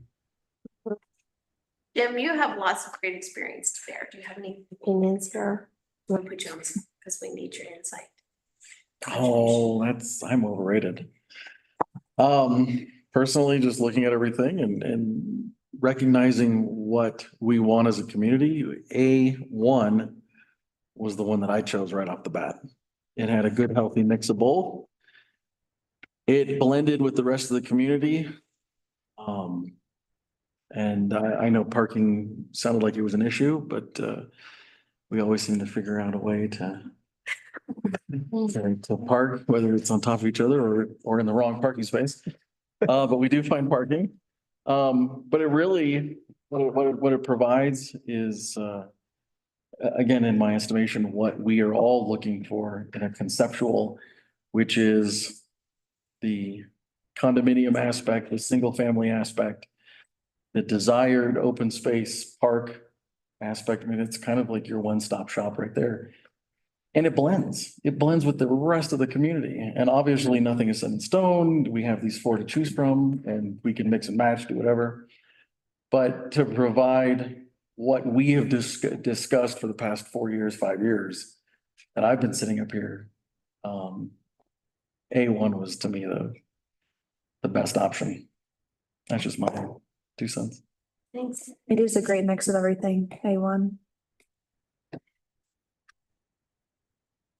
I hear you on the units. Definitely A1 is the least amount of units. I think it's it's a little more than. 28 versus 26. Yeah. Let me ask you guys on the single family thing. Let's say we were to make the ADUs separate condos. So you're giving this option that someone could buy a 1-bedroom ADU studio on the ground and someone could buy the single family. Would that be preferable to having duplexes across that? Because they'd be kind of similar. They'd be less scale of lot coverage because the ADU is just a smaller unit, but like a couple more duplexes across that side still gives you 2 units. Like, is there a market for this I liked the idea of these ADU options, but I'm just still getting back to wondering, like, who are the buyers that are going to buy this single family with the ADU, or who's the buyer that would buy the ADU as the single studio? I would be curious to see who would be in the market to buy an ADU. Just the ADU, Right. because that would be, I don't know. I'm gonna be bringing affordable housing guidelines to you all next month, hopefully. And so that's sort of like our guidelines and rules of like who qualifies for affordable housing, who's it gonna serve, it's a pretty legal document. After reviewing other housing authorities' guidelines, oftentimes you have to be a 2-person household to buy a 2-bedroom unit. In fact, exclusive, that is like the standard rule that I have found in our neighboring communities. And I can pull up the home ownership interest survey, but there are a lot of single people. Yeah. So it is interesting when we think about like gear and like all this other stuff. And it just depends on if we want to allow, this is for later discussion when we're doing our affordable housing guidelines, is what is the household size requirement per bedroom size household. I like having the smaller units as available. I'm just wondering, is these single family with the ADU to the right method to go about it? Ron, you had something. Yeah, I tend to be opposed to the ADU units. You're gonna have at least 2 people in the main house and 1, maybe 2 in the house, so it's gonna cause additional parking issues. And I just think it's gonna be tough for a single person to afford the financing for that as well. I may be completely wrong, but that's. And also would like to go into, I did talk to the adjacent neighbor on this. They prefer concept A or concept B because it gave a little buffer between them and the other units. Yeah. I do like the duplex concept. And like you said earlier, your first home isn't going to be your dream home. It's going to be a starter home. It's going to be where you're not going to end up with your parents' house, your first home. So Some of us are lucky. I literally bought it from them, but yeah. With a few exceptions. Yeah. But it's, it's a starter home. It's your first home. So it's not going to be perfect, but it's going to be a start. Well, it's a major assumption though, that this is like someone's like, you're young, for like, yeah, for me, this would be sick. I would love to buy one of those, but I think we're only thinking about people my age demographic when there are a lot of people in our community who are in the affordable housing category who are not like young like starting to start a life, like they want a real house, you know, and I think too with the ADU, we're also making an assumption that as like a rental space instead of like a mother-in-law unit or, you know, a family place for someone. I would love my mom actually to live in one of those. So, you know, and like, yeah, I think we're. Everyone at home saw that. Yeah, okay, great. So my mom's moving up here. But I think we're thinking about it in like what we think a traditional family or like person looks like here. And things to keep in mind is that 30% of our community is over the age of 60. Gloria, you went to the conference that spoke a lot to kind of demographics, right? And more people living alone, more people living with just two people or not having kids. I think. Yeah, getting away from this was in the APA conference last year, and they were talking about getting away from this concept of single family homes and the fact that there are those, you know, more people living alone. And the ability to actually purchase a home, a lot of people are pushing that off way a ways, you know, like we thought buying our house would be our starter home in Silverton, and we're realizing this is our forever home. Yeah. I also just want to note, this came up when we were doing the site visit, that this property, in order to qualify for a house, goes up to, or we can serve a demographic going up to 140% AMI, which is a higher AMI than Anvil. So this gives the town a little bit more flexibility to be a little bit more creative in the housing designs that we're choosing. That was a really good point. Thank you. I think that gives some important context. We think we have to think the town is in the driver's seat with no money, but we're in the driver's seat of this lot. And we have this unique opportunity with this parcel to give benefit to however many people you put on this parcel. That's what it is. These are highly subsidized. It is a benefit to whoever gets to be on this parcel. So what should we make it? Do we have the availability to scrap those ADUs and add another duplex or add another single family home or two? Yeah, you're talking about doing a side-by-side duplex to duplex as opposed to duplex ADU. Is that correct? Yeah. Yeah, I mean, the price per square foot will go down. You'll get more bang for your buck. The ADU concern goes away. You know, all that happens and you double the amount of larger units and but it does address concerns of entry level products for that, right? But it's certainly an option. I think the other consideration, just in kind of hearing some of the discussions to think about, is that the higher AMIs that you place the units at, just a general rule is that the higher the AMI, the less available sources for that AMI to be built, right? So when you're building something at the lowest levels of AMI, you have a larger pool of funds to draw from. Oh. As you go up in your AMIs, that pool gets lower, right? More money available to help people at lower AMIs. So just something for consideration as you're thinking and continue to have the discussions. However, the cost to build often exceeds the amount of subsidy that you can get per unit. Yeah. It's Joseph said something really awesome during one of our meetings. And you're like, well, which one of these concepts is going to be the easiest? And he said, it's all going to be really hard. Yeah, I think we used to say that all the easy projects have been done. You know, all that's left is the hard project. So there's no easy ones left. And the other consideration from a financial perspective is that, and we joke around about this all the time, Tim, right? Is that if we're running a pro forma and we end up having extra money, we check our formulas because that doesn't happen, you know? So that's know that there's going to be a gap. There always is, and it's a matter of finding ways to fill that gap with creative options, you know, and thinking outside the box. And that goes back to that statement just made a few moments ago, is that the pool to draw upon is bigger the lower the AMIs that you're identifying with.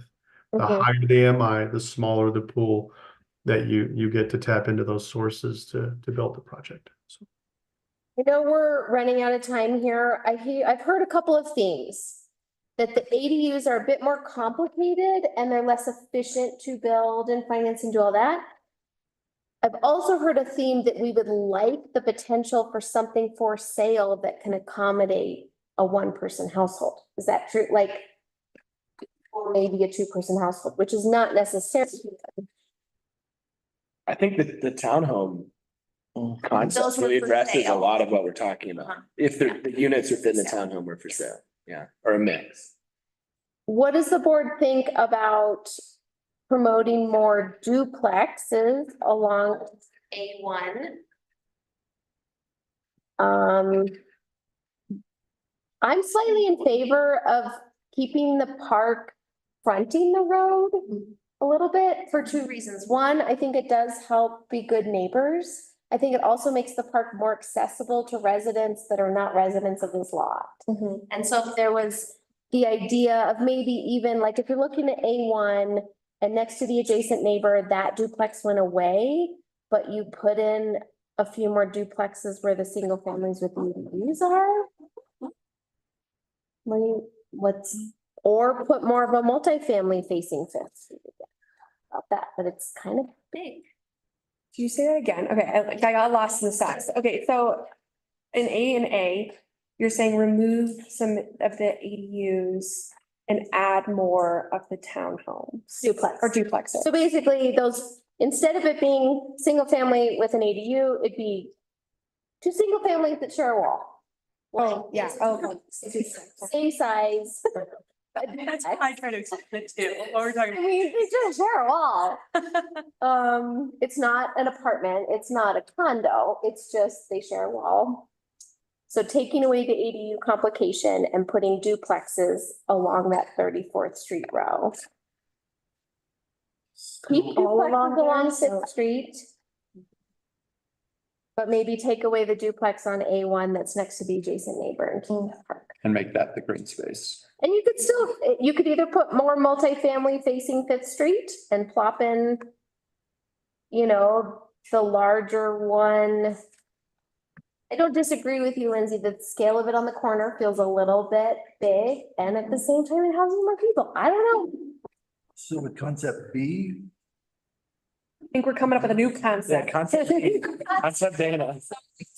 It's basically turning, the proposal would be to concept A1, actually take concept A and make all the ones that are fronting 34th Street duplexes. And you could either keep some of the orientation from A1 where there's two duplexes facing Fifth Street and you have kind of that back community space. Or you could keep just all duplexes across concept A and keep the two front park. And that still would be the same number of units, just would deal with the more expensive nature of building an ADU. And it would be more bedrooms, but still the same number of units. Homes are also more efficient. Duplexes, because you're sharing a wall. Yeah. So they're much warmer. with electric heat, that's good. Yeah. These are gonna be all electric. It's gotta be. You needed supplements. You needed two heat sources. So it'd be. Or would there be a preference of putting like the scale, I need your Duplo blocks back out, Tim, like put 1, 2, 3, 4, 5 duplexes. And then a smaller multifamily in that corner of Fifth Street and then the open park. Sorry, Ann. No, that sounds good. Did you catch all of that? Can I share my screen? Because I made just a couple notes. Right, yeah. Hang on. I think to summarize, it sounds like there's some agreement, unless I hear strong opposition, that the ADUs feel complicated and not quite fitting the need. Yep. And maybe go to duplexes where it feels like a single family home, but you're getting the efficiency of sharing the wall and you're increasing the size. Yeah, I think he knocked it out there. Yeah, So Concept D. yeah, this is concept D. Go for it, Tim. concept D. Yeah. So we'll have all duplexes aligning this new street right of way Yep. and potentially wrapping corner, or do we want to make this area multifamily, which I will say would probably not be the most efficient building, but we could probably make it something happen. We could explore that. Or you could keep the duplexes just all the way around. What if they're just all duplexes? I feel like, And then the townhomes I in don't the know, back. yeah, I would be for that. So I mean, we could wrap the corner kind of similar to what we have in C here, obviously minus the multifamily, but. Yep. Okay. I don't want to dominate the conversation. What's the sense of that idea? And then just to add, we're removing the ADUs of the townhomes too. So each one of these will be 3 bedrooms. So we have eight. Is that what I'm hearing as well? Or we can keep I those. think there was a sense that if there's a way in the townhome interior to keep some smaller bedroom sizes, that's a preference. Definitely. Can we keep 1 and 2 bedrooms in the townhouses, or that really turns into a multifamily condo? Well, if these were rentals in the back, then we're skirting around that issue of condo. Gotcha. So we could maintain that. The other option is just to say, hey, let's take a townhome unit and split the bottom and the top. Right. And have exterior stairs towards the top or something. Right now, there is nothing available on our market or even our potential to build that is a 1-bedroom for sale unit. There is no 1-bedroom condo unit thing for sale. Doesn't exist. Is there a market for it? Yeah, probably for sale. Oh, for sale. Yeah. Will the market study answer that at all, or? It's really looking at, the Anvil Donut multifamily. And those are 2 and 3 bedrooms. But I will ask if we can add that in.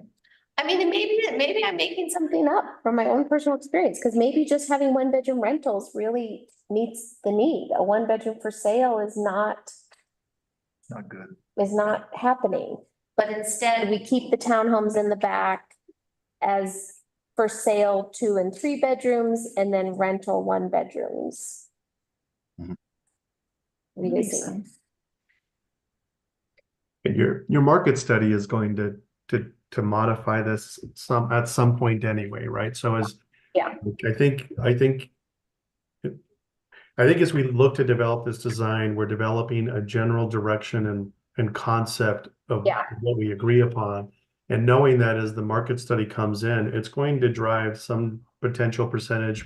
When the ultimate development comes, it's going to drive some ultimate percentage of the change of percentages of 1s or 2s or 3s. So it's about going in a general direction that we think could be supported, knowing that the exact distribution could be modified once that market study is finalized. Then ultimately, when it gets built, there'll be another market study potentially that could even further modify it. But it's about getting consistent with the direction of how you all feel and the appetite that you have for kind of the scale and the density and ultimate feel for the market. That's helpful. Thanks.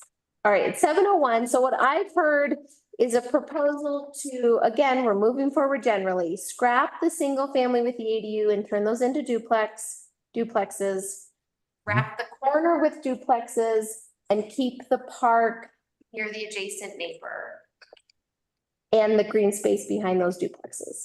So basically what you have on screen, scrapping the adjacent neighbor duplex and adding duplexes all across 34th Street right of way.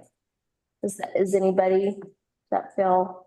And then just to clarify, the townhomes in the rear will be rentals in which we'll provide 1, 2, and 3 bedrooms. I'm seeing thumbs up. Okay. Thank you, guys. Do you feel like we got a shared meeting and you got what you need for design? You feel like you have what you need, Tim? For that? Oh yeah. I think we're pretty clear here. And I didn't really hear any comments around, the interior drive. So I think that is a potential success there. We are not concerned about parking. I think really achieve, what is the ratio you would like to do with this site for parking? 2 to 1, 1 to 1, 1.5? Definitely. 2 or 3 to 1. Oh, yeah, 2 to 1. More than one is what I'm hearing. Definitely, at least 2 to 1. I always joke that when we have a parking problem in Silverton, it will mean that we've solved about 5 other problems. That more people, more businesses, more things open year round and more residents and more housing. But yes, we have to think about parking. So So like a 2 goal per of unit. 1.5 per unit, is that kind of a goal that makes sense? 1.5. 2 makes more sense to me. So we say 2. The sentiment is 2. We like our vehicles here in town. Okay. There's no bus. Yeah, there's no bus. We need the truck vehicle. You need the truck to take to the dump. You need the vehicles. Got it. Our AMI might be low for these, but they definitely have 2 vehicles. Oh, I'm sure we'll see a snowmobile outside of one of these, like, you know. Is that helpful? Yes, thank you. All right, forever speak your piece. If there's anything here that you really feel like this is a terrible idea. Or talk to Ann later. And last question with the park, do we want just an open green space, or do you want some sort of amenity there? A pavilion, or do you want a play space, seating areas, dog walking areas, or just open grass? Playground amenities like swing. This is just my opinion. Some concrete where we could store snow, but in the summer you could bounce a ball because there's just lots of dirt out there for kids. You could bounce a ball, you could play basketball, maybe concrete and grass. I don't know. What do you guys think? You live over there. Yeah, trees would always really help over there, any green Any space, grills? honestly. So shade. Let's see how much money's left over. Honestly, anything green is better than dirt. Yeah. But All right. definitely space for dogs. I think that is a requirement. Dogs and kids. Okay, so I'm sorry, it broke up a little bit, but what I heard was shade and more softscape than hardscape. I think so. Okay. Got it. All right, I think we're clear. All right. Thank you, guys. Thanks for your work. Thank you. Thanks, Ann. To spend time with you. All right, do Thanks. we have closing, Okay, good night. closing public comment? No, we just It's opening. like comment. All right, so that, it's 7:05 PM. We're ending and adjourning the meeting of the Silverton Housing Authority. We're gonna take a 2-minute break. 3-minute break. We're gonna reconvene at 7:08 for the regular Silverton Board of Trustees meeting.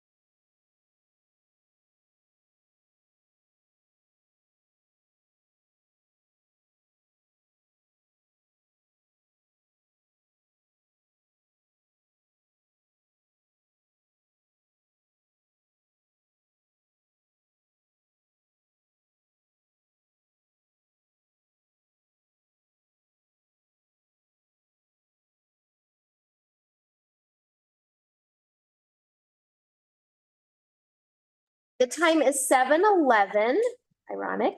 And we're going to start the regular Board of Trustees meeting on June 24th. Roll call, please, Melina. You want to do the pledge of allegiance? Oh, yes, thank you. Sorry. I knew I was looking at you. Back meeting. I know. We're late and we're confused. Yes, thank you. I pledge allegiance to the United States of America and to the republic for which it stands, one nation, under God, indivisible, with liberty and justice for all. Thank you, Gloria. All right. It's 7:12. For those listening online, I'm sorry we're running late. We had back-to-back meetings, so if you're interested, tune into those for Silverton Housing Authority and a work session at 5 o'clock. At 7:12, roll call please. Trustee Halverson. Here. Trustee Gardner. Here. Trustee Schnitger. Here. Trustee Wakefield. Here. Trustee George. Here. Tim Harper. Here. Mayor Franker. Thank you. Staff, do we have any staff revisions to the agenda? Nope, a couple typos, but I'll point them out as we go. Board, any revisions to the agenda or anything in the consent agenda you want to put? Okay. Moving on to public comment. We'll take public comment first in person. You'll have 3 minutes. You can come to the microphone, state your name. We open up for public comment. If you have comment on the public hearing that'll be happening later, please save your comments for then. Okay, seeing none in-person comment, we'll move to Zoom comment. If you have a public comment on Zoom, please raise your hand and we'll promote you to panelist. All right, seeing none, we'll close public comment. All right, moving on to presentation and proclamations. We're going to hear from the Silverton Creative District.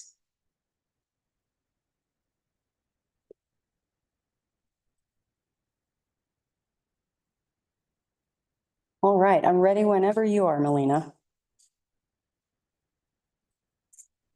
Great. Good evening, everyone. My name is Lisa Branner. I'm the Executive Director of the Silverton Creative District. I want to start out by just thanking you all for the opportunity to speak tonight and give you a little bit more background and information about our organization, our history, where we're headed, and talk a little bit about the partnership that has been in place between the town and SCD for the last handful of years. If I could have the next slide, please, and one more, actually.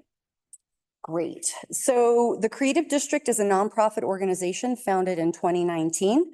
Our mission is to support the sustainability and growth of arts and culture here in Silverton and San Juan County. Next slide.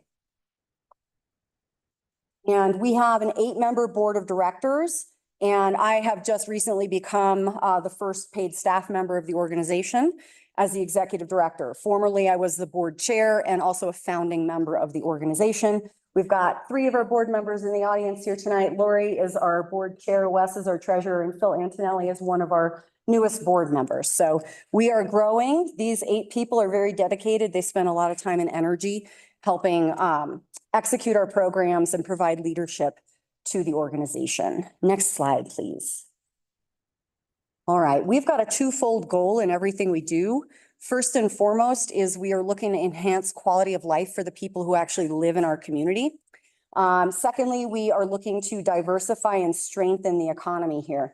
And we do this in a variety of ways. We put on a number of different cultural events and creative placemaking activities that make this a vibrant place that people want to both visit and live.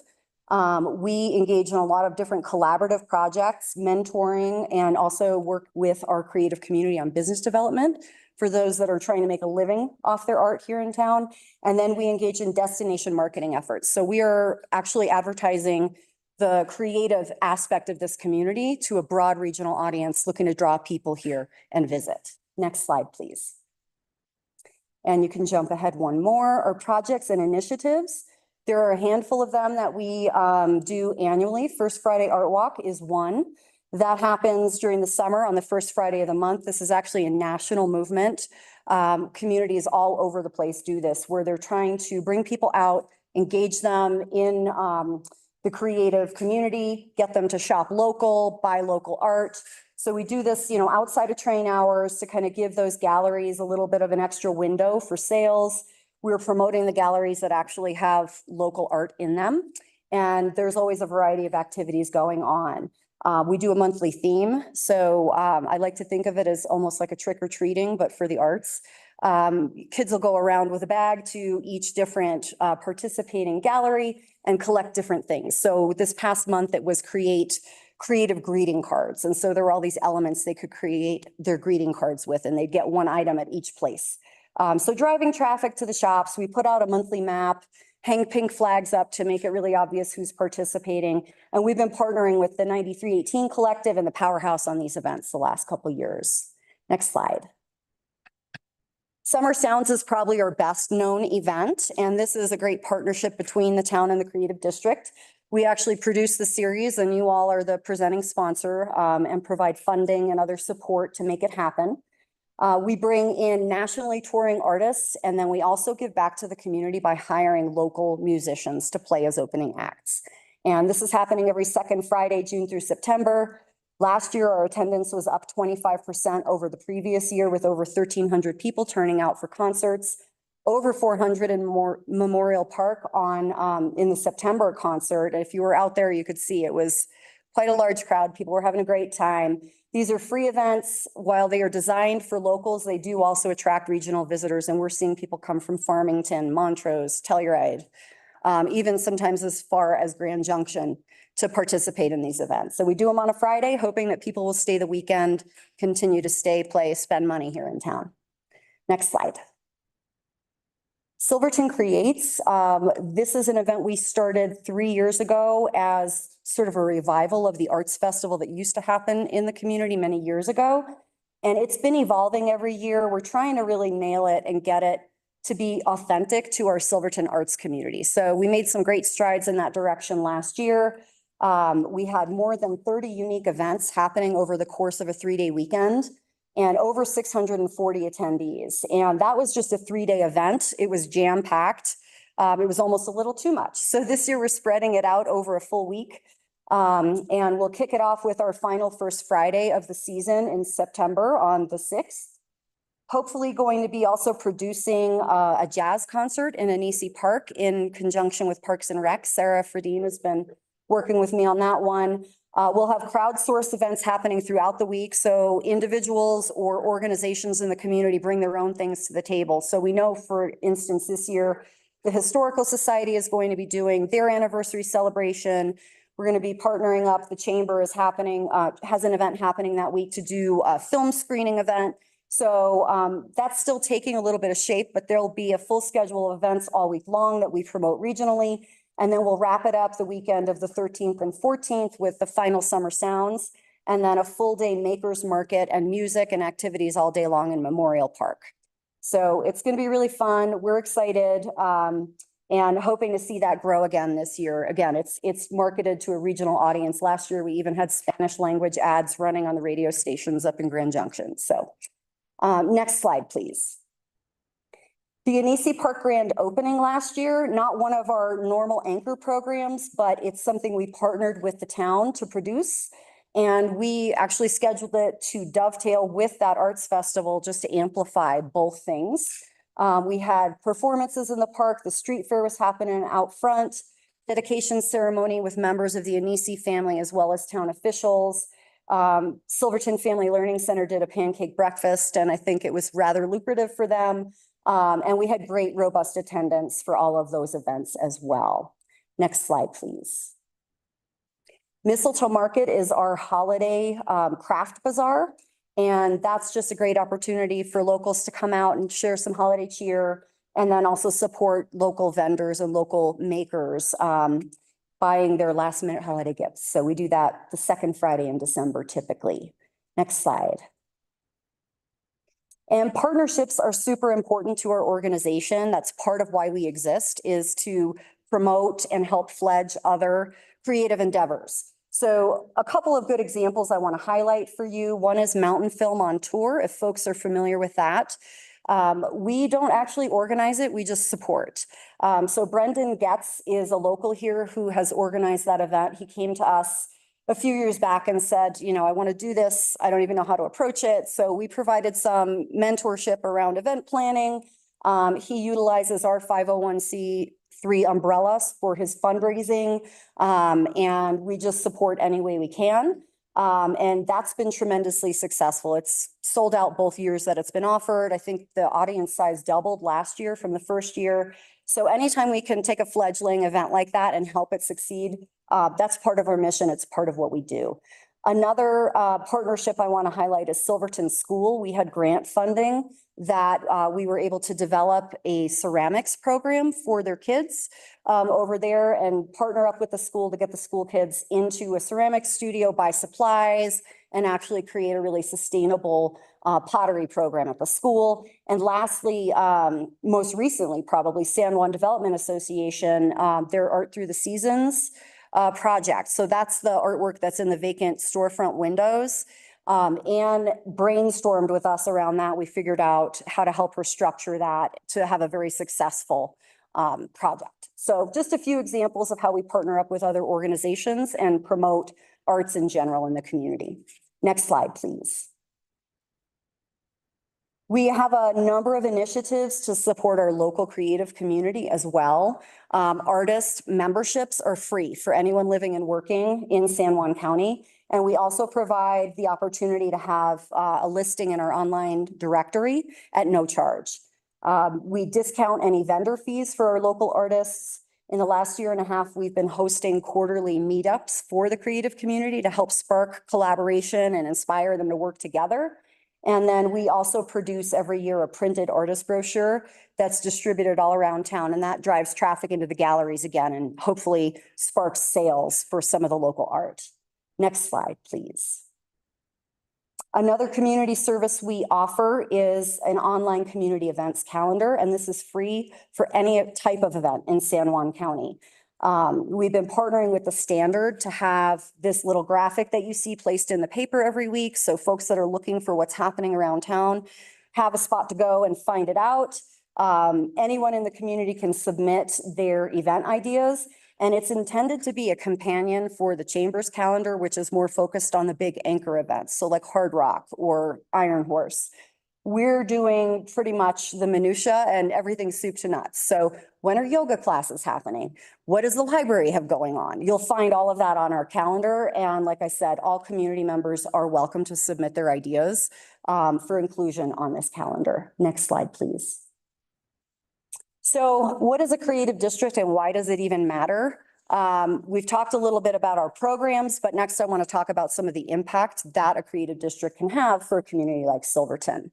So next slide. The creative economy. This is economic activity that is rooted in the arts. So it will drive jobs, revenue, resources being brought into a community, cultural engagement. Next slide, please. And when we think about what is creative, it's a pretty broad umbrella. Our friends in Ridgeway say they think of it as people who create with their hands and minds, which is pretty broad. We think of it as makers of all kinds, and you'll see a list here of some of the things that might fall under this, but it's not comprehensive by any means. Visual arts and crafts, the performing arts like theater, dance, and music, literary and publishing, cultural heritage. We know we have a very rich history here in town, and our historical society does a great job promoting that. Film and media. We're also talking about commercial arts like graphic design or architecture. That fits under this as well. Healing and movement arts, and then of course the culinary arts. So again, a pretty broad umbrella. And you know, that is, we just welcome anybody in, anybody who's creating in any capacity. Next slide, please. And the economy throughout the state, the creative economy is actually growing. The most recent numbers we have are from 2019. The creative industries contributed 13.7 billion to the state economy. That number is more than either mining or transportation. We had 31.6 billion in sales statewide, and on the western slope alone, that number was 1.7 billion. So it's a huge economic impact that the arts can have, and it's something we should be harnessing here in our community, and that's exactly what we exist to do. We've got a really great, diverse arts community, so how do we do that? How do we embrace that and strengthen our community in doing that? Next slide, please. The actual definition of a creative district is also something important for the trustees to understand. It's actually a physical geographic area that has boundaries. It should be walkable. It's typically distinguished by a variety of artistic and cultural resources, arts and culture organizations, as well as cultural activity like art walks, festivals, concerts, gathering places. But it also needs to include complementary non-arts businesses. So restaurants, offices, retail, housing, lodging, sound like any place you know? This is our downtown. We fit the bill perfectly.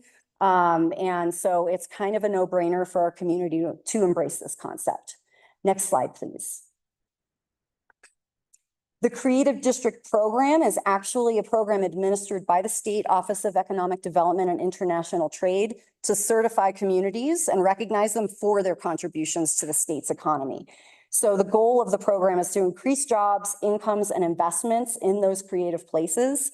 And for the communities that participate, they receive access to funding, technical assistance, and marketing support that otherwise they would not have. And right now there are 30 certified creative districts in Colorado. We are hoping to be invited to apply in the next wave of cohorts in 2025. Basically, they weren't sure if they would have the funding to invite a new group of communities in, but the governor did earmark funding for that. So we're on track, hopefully, to make that happen in this next year. Next slide, please.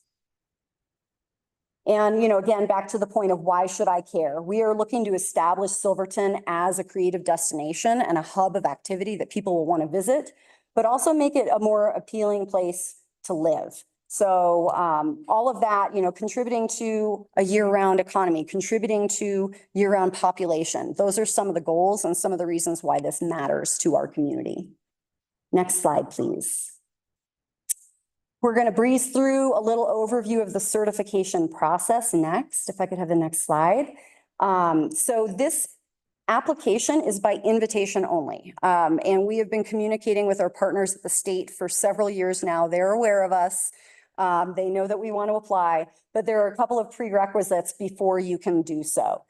They want to make sure that you've dotted your I's and crossed your T's and you have a solid foundation before they will accept you into this program. So it's either the RTAP program, their Creativity Lab program, or there's a DIY process, which is the one that Silverton opted for, the Call Yourself Creative process. So we started that effort in 2019 when the organization was first founded, and we had the wind taken out of our sails in 2020 by COVID. But then we came back strong in 2022, and we've been doing a great job offering programs and growing programs, establishing a solid financial base for the organization, establishing a great leadership team to build ourselves up and be ready for the certification when that became available. So we're going to work on the remaining tasks in 2024 with the goal of submitting in 2025. And if we're successful, we'll need to recertify every 5 years with the state. Next slide, please.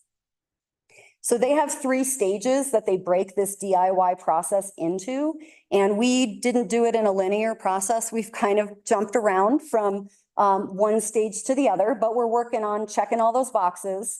So like I said, we started in 2019 by hosting a number of stakeholder meetings where we brought the broader community in to talk about the vision for the creative community in Silverton for the future. And from those meetings, we formed a working group, which eventually became the board of directors of the nonprofit. Next slide, please. Stage 2 is connecting the resources in your community. So we started developing an inventory of all of the creative assets that we have, whether that be artists, institutions, buildings, et cetera, murals, public artwork, anything you can think of that would go on this asset list. We started hosting annual stakeholder meetings, which typically happen around the turn of the year. I mentioned the quarterly creatives roundtable earlier, and then we are in the process of developing a vision statement for the arts in the community based on the feedback that we've been hearing at all of these public meetings.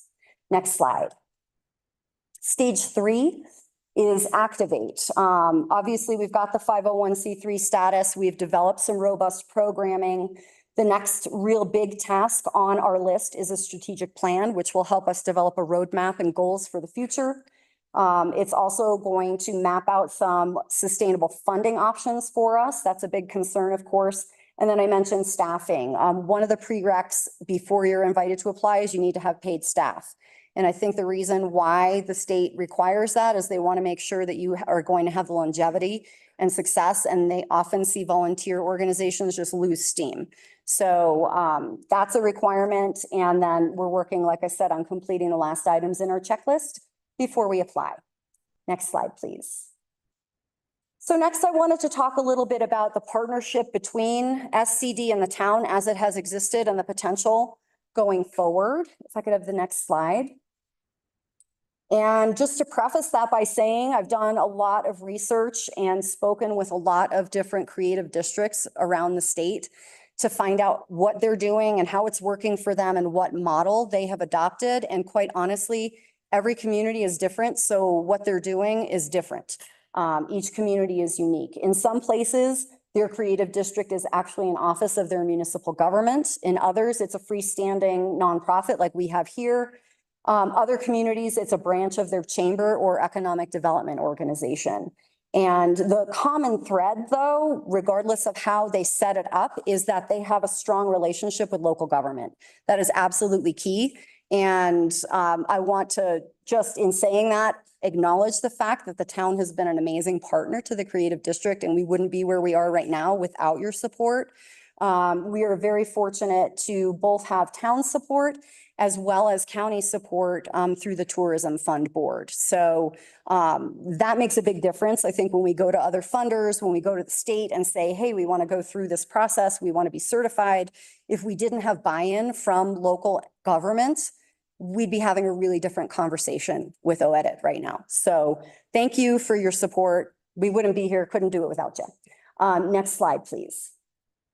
The partnership as it has existed to date, especially for the newer trustees, this might be helpful. We are coming to the end of a 3-year contract for Summer Sounds right now, where the town has hired the creative district to produce that series. We're paid $10,000 a year to do that. Our actual cost to produce the series is triple that. So, just saying, we do a lot of fundraising and leverage a lot of other things to make the series happen. But that's the seed funding that makes it possible. Again, when we go to other funders, we can say, town is bought in. We really need your support too. This is great, opportunity to match funding. The town also provides in-kind support. So Memorial Park is donated for our use for free. If there are needs for barricades, porta potties, those types of things, we do not pay for that. So that's a huge contribution toward the success of this event or this event series. And then lastly, person power from Facilities Park and Rec. There is no way that our volunteer crew could pull this off without that assistance. And it's been, we just did our first concert of the season. It's been great to start working with both Anna and Sarah, getting this rolling. And just building that new relationship. These guys are dynamite. And, again, the partnership is what makes it work. So thank you for that. And then operating support. The town has historically contributed funding to the creative district just for general operating. And that has previously been through the nonprofit request cycle. But last year it moved into your budgeting process and the funding amount increased from 10,000 to 30,000. So I think the trustees were recognizing that capacity building was really critical for our organization at this point in time and stepped up. And again, so grateful for that support because that's a huge vote of confidence and it really helps us as we're trying to ramp up and get the certification and continue doing all of the things that we do in the community. Next slide, please. So what's the value of your investment, right? That's a pretty hefty price tag, right? For you to support an organization in this community to that degree. And, taking it back to the twofold goal that we talked about earlier on, we're contributing to community vitality and quality of life. Our programs by and far are free. So we are not charging community members to come out and experience these cultural happenings. We are removing barriers to their participation and making that accessible for people of all socioeconomic backgrounds. And that is helping strengthen our social fabric. If you come out to any of our events, you will see your neighbors, you will see people you never see. You will see people that are on the other side of the fence from you politically, and everybody's having a great time and connecting, and the sense of camaraderie that is engendered through those types of events is really valuable for our community. And then lastly, looking to unify a collective voice for the creative community and advocate for the interests of our artists and makers here locally.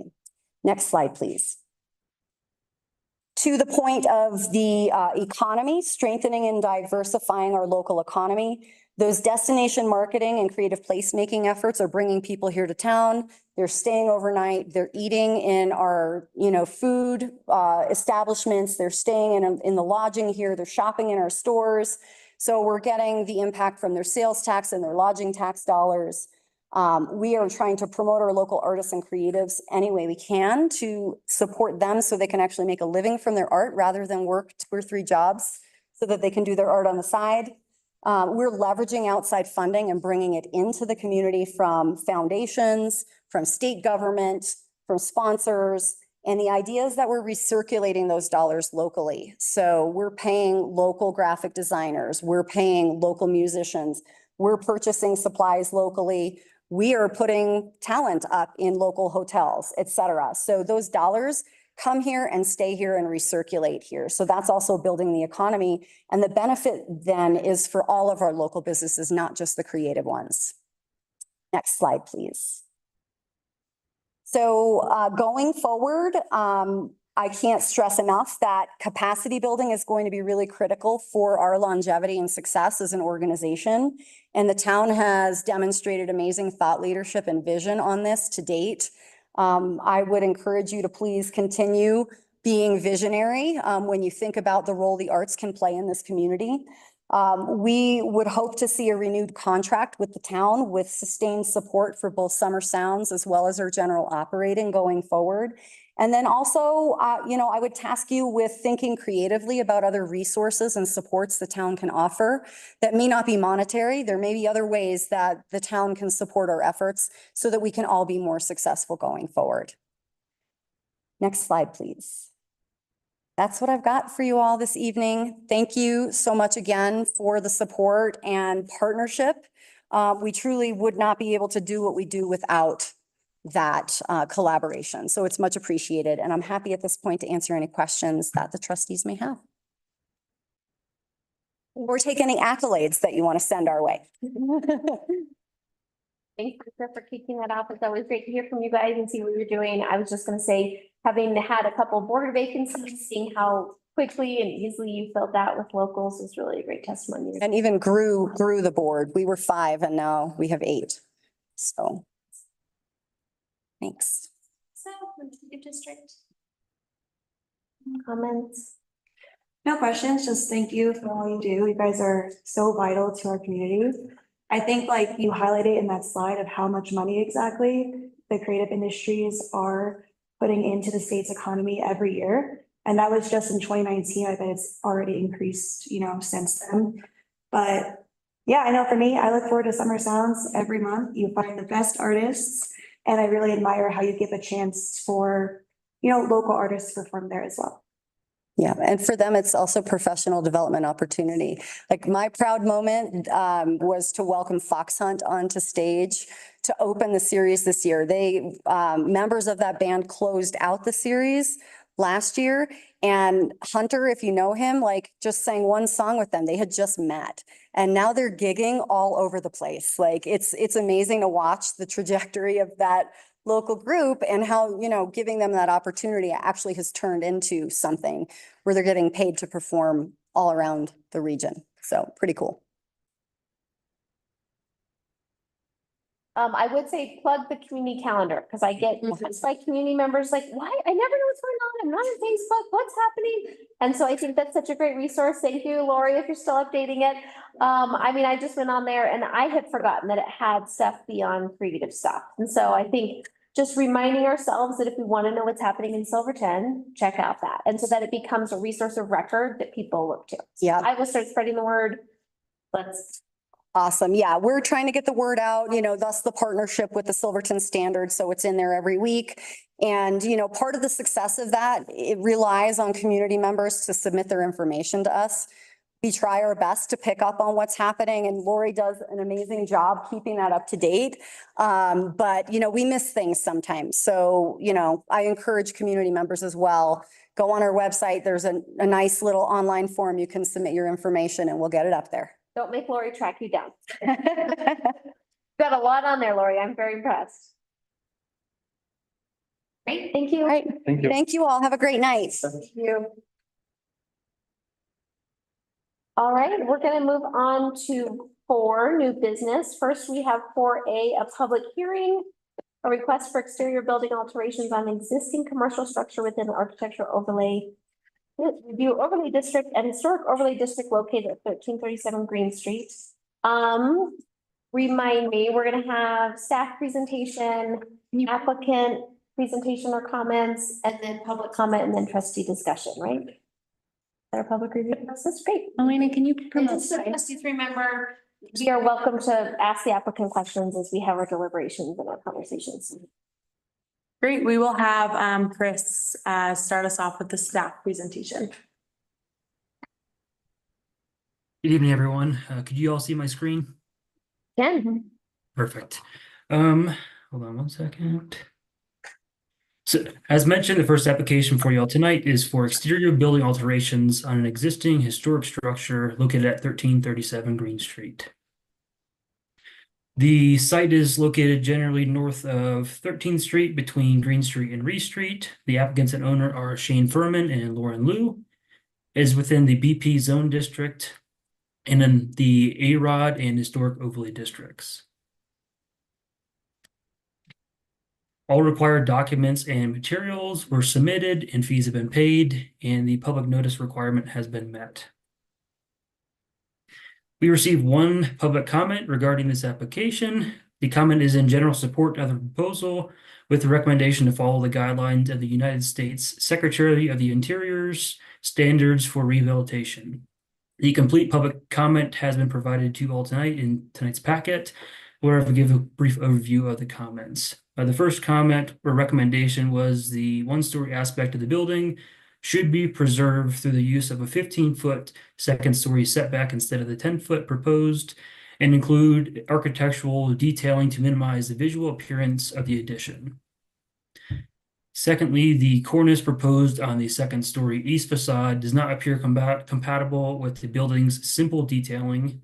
The wrapping of the cornice on the north elevation is not consistent with the typical detailing of Silverton's commercial buildings and it is recommended to be eliminated. And finally, the second-story addition should be different yet compatible with the existing building to include massing, size, and scale. The proposed cornice should be removed and replaced with a simplified symmetrical facade. This request includes exterior alterations on an existing historic structure. This site is 2,500 square feet, and the existing single-story structure fills up the whole lot. The second-story addition will be set back 10 feet to preserve the historic front facade and header, and the 10-foot setback along the front facade will be utilized as a second-story deck. There will also be a new first-floor entrance on the north elevation, which will provide guests with direct access to the courtyard without having to walk from the current front entrance through the sidewalk into the courtyard. And the exterior building materials include a brick facade and vertically oriented windows. This application is before you all tonight because any facade or exterior building alterations on existing structures viewable by the public requires approval by the Historic Review Committee and you all tonight as the Board of Trustees. Additionally, the committee may add site-specific conditions of approval with the intent of retaining the town's historic landmark designation. Some of the conditions include architectural, structural, mass, and scale design requirements for the purpose of compatibility with existing structures, windowless walls, and conditions on proposed design components which are or will be visible to the Heritage Tourism Corridor. Staff have reviewed each of these conditions and found that the proposed architectural, structural, mass, and scale are compatible with the surrounding structures. The south elevation includes a windowless wall, however, the adjacent structure is located at the property line and adding windows to the second story of the proposal could limit the future second story development of the adjacent structure, since the south elevation is a party wall. The addition is also set back 10 feet, which would help reduce the visibility of the windowless walls from the adjacent Green Street public street. Finally, the proposal does include a deck located at the 10-foot setback, which is unique to this structure. However, there are several other rooftop decks or second story decks along Green Street. Therefore, staff does not have any site-specific recommendations for this application. At its June 11th meeting, the Historic Review Committee reviewed this application and voted unanimously to recommend approval as presented, finding that the historic overlay and AROD application is in conformance with the applicable Silverton Municipal Code sections. Therefore, staff finds the applicant has submitted all required materials, and those materials comply with the conditions of section 16.4.5 and section 16.4.6 of the Silverton Municipal Code. Staff therefore recommends approval of the AROD and Historic Overlay District application for exterior building alterations on existing structure located at 1337 Green Street as presented. This slide includes sample motions regarding this application, which are also provided in tonight's packet. And I will turn it back over to the mayor to allow the applicant to address the trustees. Chris, all right, welcome the applicant. Nice to see you on that side of the podium. We miss you. What a different perspective this is. Good evening, everyone. Thank you so much. Thank you to the planning department and Lucy, trustees, historic review committee. My name is Shane Furman. I represent the Wyman Hotel as the applicant, and my partners, Haley Morgan, Lauren Liu, and Fritz Klinke. I would like to begin with respectfully requesting that Mayor Pro Tem Jim Harper consider his recusal from this hearing based on his interest in the Grand Imperial Hotel, which is a business that most directly competes with the Wyman, creating a perception of potential bias and financial interest. I appreciate your comment, but I'm not going to recuse. Thank you. Is that something we can ask Clayton, to weigh in on? give a perspective for the board? Yes, thank you, Mayor Cranker. So in this case, I agree with the applicant that there is at least, the possible appearance of a conflict or an issue as they're directly competing businesses. However, this is not a per se conflict, either personally or financially, that I don't think there's a direct financial interest in this application. I believe that Mr. Furman is alluding to or implying, a second or third order effect of voting for or against a competing business. In the town of Silverton, there's a lot of competing businesses. There's a lot going on. We have a lot of business owners and homeowners and other people that would have a second and third order interest in the same. And so all that said is I see both sides of it. This is one of those situations where without a per se conflict, it's going to be up to Trustee Harper's ability to remain objective. And that's going to be, his unilateral decision on that. Thank you. Well, I appreciate your consideration. I wish you would have just wait and see how I voted. Well, I think And then I've only known you to act ethically, and I don't believe that you won't now, but I think that the proper thing to do and the way the best practice would be to not vote on a competing business. I think what we have in this situation, we've heard Clayton's perspective. We live in a very small town where if these kinds of things came up, we would need people to recuse from all lodging discussions or all discussions regarding businesses. The issue with conflict is it doesn't really matter how you vote, if you're going to vote against your potential interest or conflict or for it.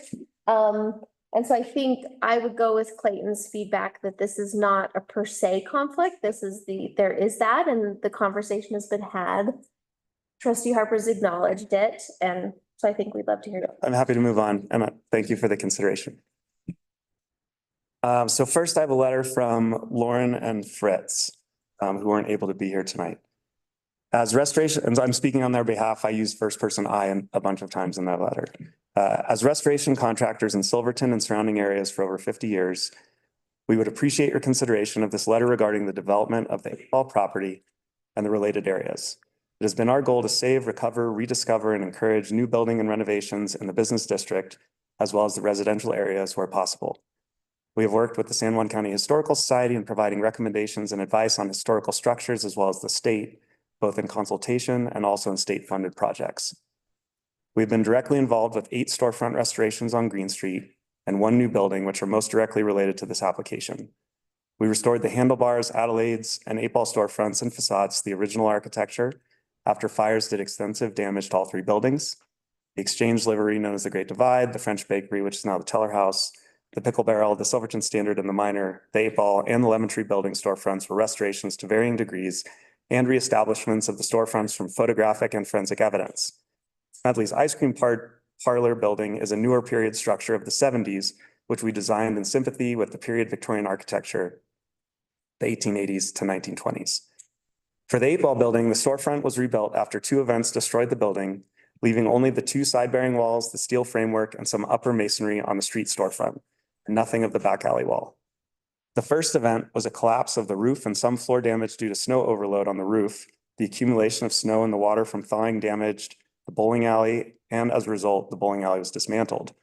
The second event was a fire some years later that consumed the new cover roof, all the rafters, a large percentage of the first floor, some basement timber damage, and this is the condition that the building was in when we acquired it. To date, the 8-Ball has been engineered to stabilize the 2 side masonry brick walls with double micro lambs on either side, anchor stitch bolted to the brick along the 100-foot length, and open wood truss floor joists installed perpendicular to the micro lamb bond beams. The framework is designed for 150 pounds square foot load in anticipation of a second story and roof support. There is a temporary roof currently on this framework that's easily removed to expose the open wood truss floor below it. The storefront windows are reproductions, but reductions from photographic evidence. The depth of the open wood trusses required a reduction of the original height of the windows by 6 inches. 70s photos show a coursing of square glass block windows at the bottom of the storefront panels. These were not original as they were installed to allow light into the bowling alley basement. Basement was also not original to the building as it was excavated down and the ground floor raised in the 70s. Approximately 60% of the front facade brick has been re-bricked or refurbished to the original configuration and coursing. The brick parapet cap is split-faced colored concrete. The storefront facade and architecture has been maintained, although with more durable materials selectively utilized for safety and weather-resistant purposes. We have emphasized the preservation of the frontage and street facades as the most critical and highest priority for street aesthetic and historic architectural conformity, and so it is the intent to carry the new upper story architecture with the same historic emphasis. The setback of the new second story for the 8-Ball building is the main concern at present. A setback larger than proposed would result in a loss of real estate so significant that it would negatively encourage raising the original facade height with artificial fencing or barrier walls similar to handrail and guardrail modifications or extensions that have been installed to come into compliance with current standards for other older buildings. We view these artificial fencing or barrier walls, while compliant with current standards, to be negative from a historic aesthetic perspective. Even more concerning would be a redesign of the storefront facade in its entirety and removal of all historic elements of the original in order to be in compliant with the perceived setback. There are a number of examples in Silverton and other towns of well-done and not so well-done renovations of commercial storefronts. The historic look and as much of the actual original historic fabric as can be preserved is the goal for the 8-Ball facade. The second story would be complementary but not invisible to cross-street observation. The hope for the rewrite of the Silverton Town Code is to establish a standard buffer setback for 1-story buildings and another standard for 2-story buildings, which doesn't exist today, with the emphasis placed on suitable and agreeable architecture to the original design.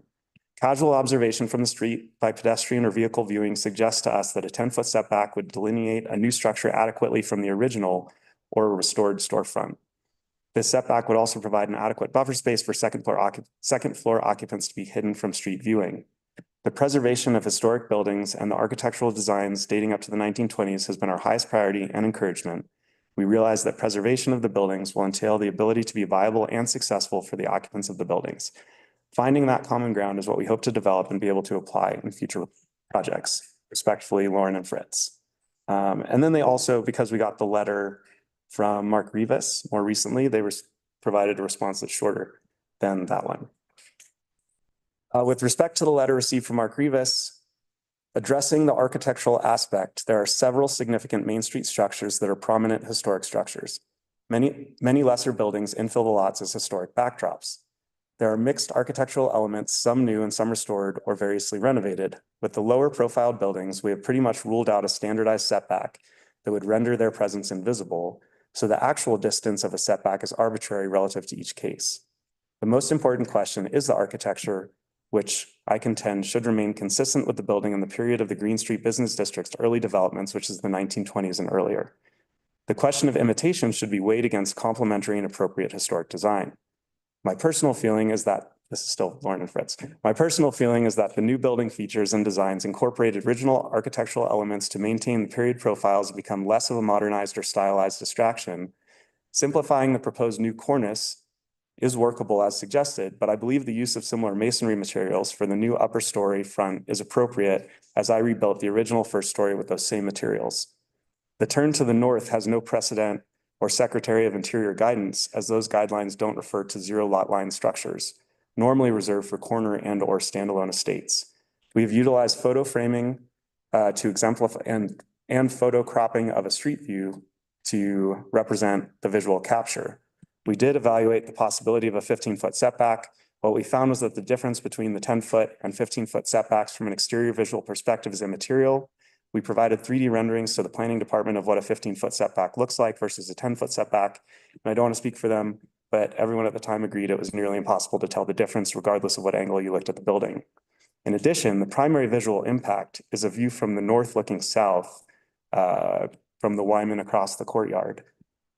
And no matter how big or small the setback is, that second story will be entirely visible over the courtyard. That being the case, everyone involved in the discussion at the time agreed that the 10-foot setback was reasonable and in compliance with all guidelines, including the U.S. Department of the Interior. It's also important to note the additional 5 feet of interior space makes a tremendous difference to the layout with respect to the safest and most efficient placement of the stairs connecting the first and second floors, as well as creating sufficient space for an elevator. As you know, the building is only 25 feet wide, so every inch counts when incorporating all of the necessary egresses. Thank you. That's it. Thanks. All right, we'll now open it up for public comment. Is there anybody in person that would like to make a public comment on this public hearing? Okay, we'll open it up for electronic public comment on Zoom. Is there, if you'd like to make a comment on this public hearing topic, you can raise your hand. All right, seeing none, we'll close public comment and we'll move to trustee discussion deliberations. And a reminder, trustees are welcome to ask staff questions and ask the applicant questions. Who wants to kick us off? And for me, looking through this, I don't see an issue with the 10-foot setback. And correct me if I'm wrong, but the historic committee already approved this application, is that right? Recommended approval. Recommended approval, yes. So, yeah, I mean, I have no issue with this approval going forward.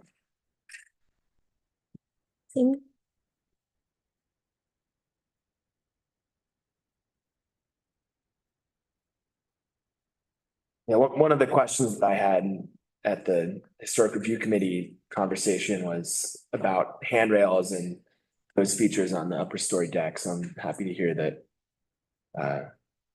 you're firmly in favor of avoiding that if possible.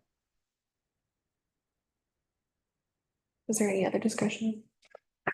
It's most of that was addressed in Lauren and Fritz's letter, but yeah, I think the general consensus was that this is a well-considered project from the historic perspective. And we have some real experts working on it.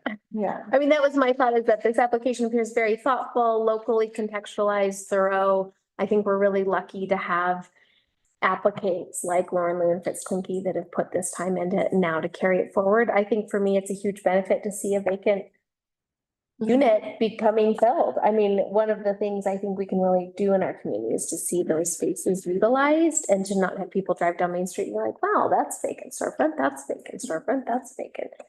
So it's exciting to see something like this move forward.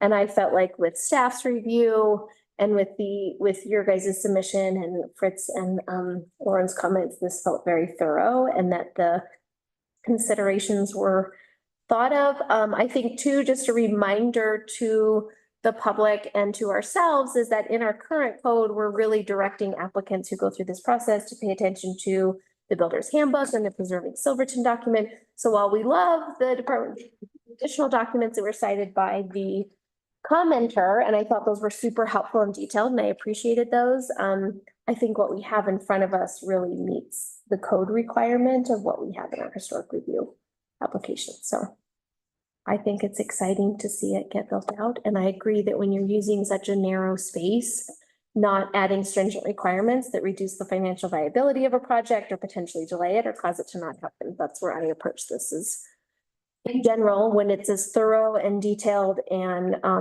attempts to be as historically authentic as possible, let's see it move forward.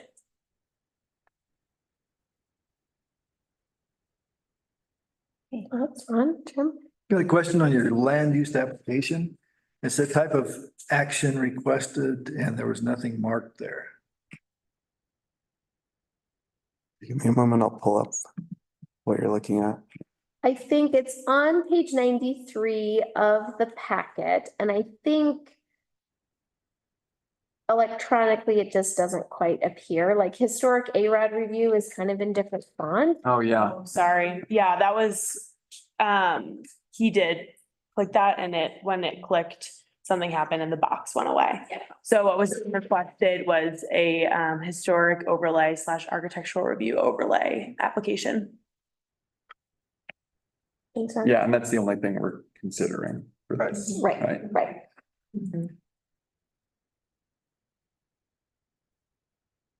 Appreciate the visuals. I mean, if the E-Rod didn't find anything, then I doubt we will, so. Looks good to me. I would like to call the board out on one thing. Although it doesn't apply to you at this time. You have 9 units there, is that correct? You plan to have in this building? That's my intention. And what does the Wyman have for units? 15. 15. So we have 19 parking spaces on the street. I'll come back to it. A rental parking, Ron? If you have a parking issue, you're gonna be exempt from it, but I think the board in the future needs to look at doing something about off-site parking because we potentially could take up a block and a half. We have a parking issue? I would disagree. I would disagree with that simply because the Wyman being on a corner, they've got the availability of both the side street and the front of the Wyman, the courtyard space and the additional footage out in front. But we also have. That's my comment. We also have a new unit going up on what the 1000 block? Yeah. That has potential of, I would say 6 cars going in with there. That's gonna be a potential problem as well. I think it's something. My only question to the applicant was with regards to the 10 to 15 foot on the second floor. What was I didn't quite get that. What was it about? Oh, so the second story of the building is set back from the street so that we maintain the original header. Correct. And so the idea was should it be set back 10 feet or 15 feet? The argument for 15 feet is to reduce the visual impact, but when we looked at the renderings of 10 feet versus 15 feet from across the street or the side, the 5 feet are barely negligible, especially since you can see the entire second story from the north. The reality is Silverton needs more rooms, so I commend you for what you're doing. And I think this looks great. Thank you. You're welcome. Well, there are sample motions on page 81. I had one question regarding the height, because this is part of the A-Rod. I know that the main question was the 10 or 15 feet. But what's gonna be the height of the new addition? I think we're well under 40 feet, Okay. which is Well, and I thought that in the historical review, it couldn't be taller than any existing historic buildings on the block. and the Wyman's taller than 40. That's perfect. That was the only question I had. Again, page 81, there's sample motions. Please come back. All right, I move to approve case 2415, a historic overlay and A-Rod application for exterior building alterations on an existing commercial structure within the A-Rod and historic overlay district located at 1337 Green Street as presented, finding the historic overlay and A-Rod application is in conformance with code 16-4-5 and 16-4-6 of the SMC. Second. Okay, roll call, please. Trustee Halverson, Yes. trustee Gardner, Yes. trustee Schnitger, Yes. trustee Wakefield, Yes. trustee George, Yep. Mayor Pro Tem Harper, Yes. Mayor Cranker. Yes. Thank you all very much for your support. All right, we'll move on to new business 4B, Historic Review Committee vacancy. So we had a member of the Historic Review Committee resign, David Pollitt resigned. And so typical procedure would be to appoint the alternate. However, our alternate would like to maintain his role as an alternate. So staff is requesting to release a solicitation for applicants. We have our next Historic Review Committee meeting will be July 9th. So our thought is to release it immediately, put on a due date of July 3rd in order to make it into the packet for the Board of Trustees to review on July 8th. And then if there's applicants, appoint someone then. If not, we would just keep it open until the next board meeting. Any opposition, concerns? Is that okay timeline wise for you all to get it out there and review applications? It's tight. So yeah, so what we'll do is we will put the notice in the paper this week. We'll post it online. And then we'll make kind of the initial goal due date, July 3rd, review those, make sure people, meet the requirement. What we're trying to fill is a year-round resident uptown, so it's our broadest category. And then just put those applications right into the board packet, so. No concerns on the timeline from our end, except getting people to put an application. Spread the word. Spread the word. Okay, anybody opposed to direct staff to release this solicitation? Okay, Great, thanks. awesome. Thank you, everybody. All right, we're moving on to new business 4C, resolution 2024-14, a resolution of the town of Silverton adopting the San Miguel County and Uray County Regional Climate Action Plan and the San Juan County and Town of Silverton appendix. Okay, so last year the board tasked me with working with our regional partners to ensure that we have reliable electric grid in Silverton. And after a series of power outages of the winter, I collaborated with SMPA, the county, and Eco Action Partners. We formed a team and we applied for funds to address the resiliency of our electric grid, kind of an all-inclusive kind of look at what we're doing. Let's create these plans that will help us with future grant funding. And one of them was a greenhouse gas inventory and signing on with the regional climate action plan. So this is the Silverton San Juan appendix to the regional plan. You all had met with the county on May 20th in a joint session to discuss this. And Eco Action Partners has held numerous outreach events in our community. And unfortunately, they weren't able to join us tonight, which is funny because they've been at like every other meeting. This one just didn't work out. But this is before you for your consideration, basically. So these are goal areas. They're not hard actions. We talked about this, but it's more of broader goals on getting us to become more resilient as climate changes. And I think too, what's valuable about a plan is you can often sell a plan. Yeah. And so by having this in writing and having it formal, it enables us to kind of pitch it for funding for a variety of things that we'd like to move forward that relate to the Compass Master Plan. two comments I had, the resolution says Town of Ridgeway. I noticed. And That's the other, typo, yeah, yep. that's the other typo. There's one more in the packet if you guys can find it. Oh, that- That's good. 80 pages. And then just to note the like decreases in greenhouse gas emissions are the same goals as Colorado's goals. It's just- Where do we get these? So that's. Comments? Does our Snuffles Energy Board representative want to add anything here? I mean, it's a kind of, I feel like left out of the conversation sometimes on the Snuffles Energy Board, because all they do is talk about their climate action plan goals. So it'll be fun to actually be like, we're part of it now. They provide like a ton of resources and ways for us to meet this plan. Like, that's like always what they're talking about. So I think these are big, lofty goals. And other communities around us are trying to meet them as well. So I think we'll have resources and strategies to like work together with like communities across the kind of area here. Because I know like Telluride Foundation, like they do a lot of like funding for projects, and we don't get that funding because we're not a part of like the climate action plan, which just like, we're so close, you know, but we're just not included because we haven't done anything like this. There were a couple things in my mind, and again, I think these are goals. But in thinking about building, always keeping cognizant, like how are we increasing the costs of building for the average person? I mean, we chat about this, right, Jill? We talked about the building code. So that stood out to me.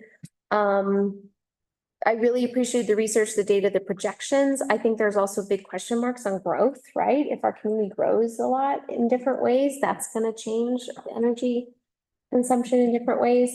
I'm also very curious, like, I love this idea that we would try to generate more local renewables, like we're talking about solar fields, we're talking about promoting solar on commercial, and there's lots of subsidies and reimbursements for that at this time. And also, like, we only have so much leeway with tri-state, right? Yeah. So who's paying attention to like how much we can actually build? And It's me. We got one. This is the area of expertise I bring, but on the energy codes, one of the points in the legislature this year specifically was around how the cost of building will like could potentially increase, but in the long run, it'll save money. So one of the things I'm always thinking about is like natural gas will just continue to get more expensive. Like those are the projections. So are we setting ourselves up for success or failure for our residents and continuing to like use an energy source like that is set up for really expensive future? So long-term cost versus short-term cost. Think about those. Tri-State actually has done a kind of 180 recently and has put out a new environmental resource plan, energy resource plan, where they're going to be procuring enough renewable energy to meet our requirements for emissions reductions within the state of Colorado. So we're gonna get there with Tri-State. Than what the plan says. The action plan was kind of like, we wouldn't meet our goals if we just did renewable with Tri-State and SMPA. That was like, that's before this ERP came out like earlier this year. Yeah. So that's one request I've made of Eco Action is to keep that updated. There is conversation in the state around can Tri-State actually do that? It's an energy resource plan, always planning. They're actually not regulated by the PUC. So can they actually meet that goal? It's unclear. We could go into a lot about Tri-State and their debt and stranded assets. So like they might collapse as a utility, we'll see. But so I think there's just there, but their plan is to meet emissions reductions goals, state of Colorado. We don't really have another option, so.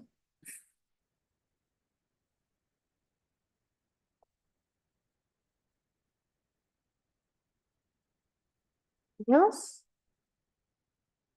I just had one quick nitpick as to why our land use, our greenhouse gas reduction potential differs, even though did the exact same thing on theirs.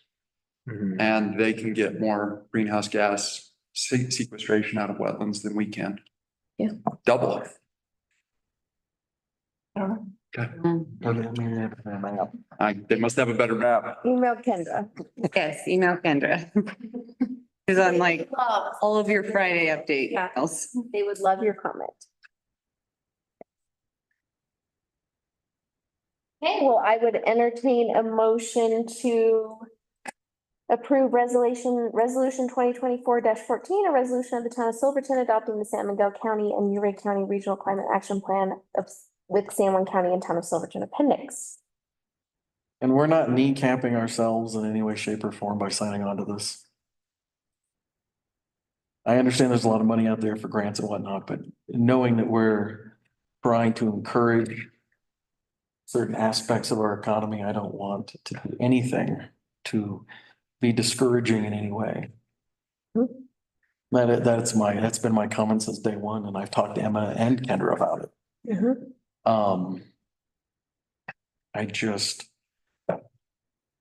I understand the reasoning for this and the nature behind it, and it's wonderful in theory. I just don't want to do anything to set ourselves up to limit Silverton or to cap ourselves in the future. So. Good commenting. Other than that, let's vote on it and move forward, but. I had those same concerns of like, are we paying ourselves into a box? I don't think that's quite how these. Can we opt out at any time? And maybe I'm overthinking it. Accountability sits with us. And I probably am. No, it's not overthinking it. I do think that there are a lot of really interesting solutions out there. Yes. We're gonna come up against places where we're like, okay, well, how does this like overlay together? And there are communities, like we're kind of in the later round of communities who have adopted a climate action plan. So there are really, really fascinating solutions out there to help us solve any of those problems. Yeah. Right on. Cool.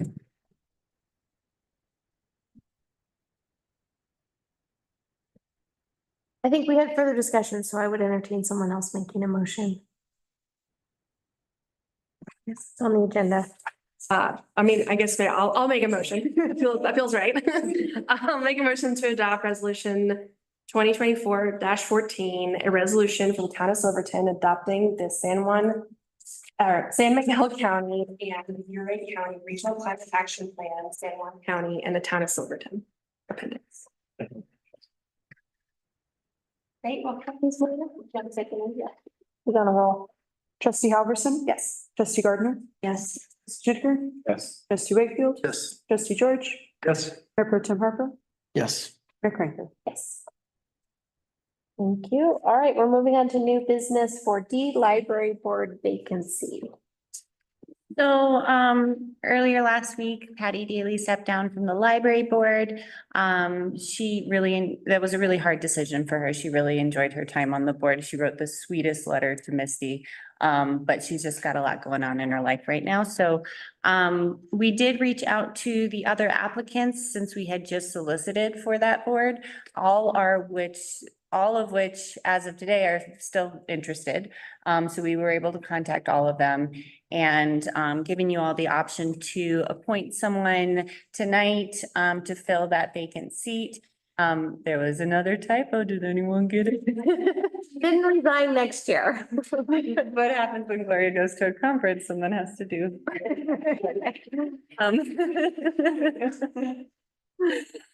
But yeah, so it's not, she resigned in 2024, not 2025. And if you all would be okay with making a appointment tonight rather than going out again, or you can give me direction to go out again and solicit more letters of interest. I wanted to thank Patty for her longtime support and carrying the library through a variety of transitions. So just put that out there. And I would be a strong advocate of taking care of this tonight, not put more on staff and community to. Yeah. Does Misty have any specific recommendations? I spoke with her this afternoon. We had a good talk. I think, again, we have all these great interested community members. I think Jordan Bierma brings some expertise. We also have Kelly Habecker representing the school. And so I think Christine Bonner having kind of this variety of background was, kind of a standout candidate, but again, we have all these community members that are looking to be involved, so I think it's really up to the board, but that was the nature of our conversation. Okay. Yeah, my first look was Jordan with his town board experience in school, but looking at the board here already, we have Kim who works at the school, Kelly and Megan Bosch does school work as well. So it is pretty school heavy. So I'm not sure you want to add more, but I mean, I think Jordan's very qualified. Like to see the odd man in, Jim Lindeman. I think he would add a little diversity. Also, I think Christine is she's very knowledgeable in how to like manage organizations. That's always a really beneficial skill. The library will definitely be moving into a space of needing to really fundraise and solicit, strategic planning for that building. It's true. And Jim is on Friends of the Library Board. Okay. So just so everybody knows, there's Friends of the Library is a nonprofit, which kind of can promote fundraising and community awareness. And then there's the library board, which is like the kind of directory governing board of the library. Does the board deals more with like budgeting and policies and things like that? Yes, Yeah. well, yeah, you all set the budget. They figure out how it's allocated. Yeah. Okay. I just think we're really lucky as a community to have this many people that are interested in serving our tiny little public library. I think that's super cool. And Maybe whoever we don't select, we should see if they want to be on this search committee.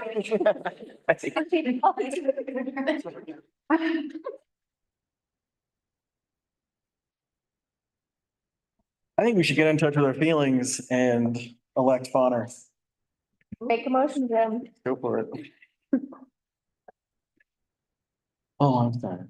Gotta do what? this guy. It's on page 218. Already. So we're directing staff. That's it, that we can make a motion. Oh, okay. Yeah. Yeah. I motion to appoint Christine Bonner to the library board. Second. Perfect. Beautiful. I'll call please, Melina. Trustee Halverson, trustee Gardner, Yes. trustee Schnitger, Yes. trustee Wakefield, Yes. trustee Yes. Mayor Pro Tem Harper, Yes. Mayor Cranker. Yes.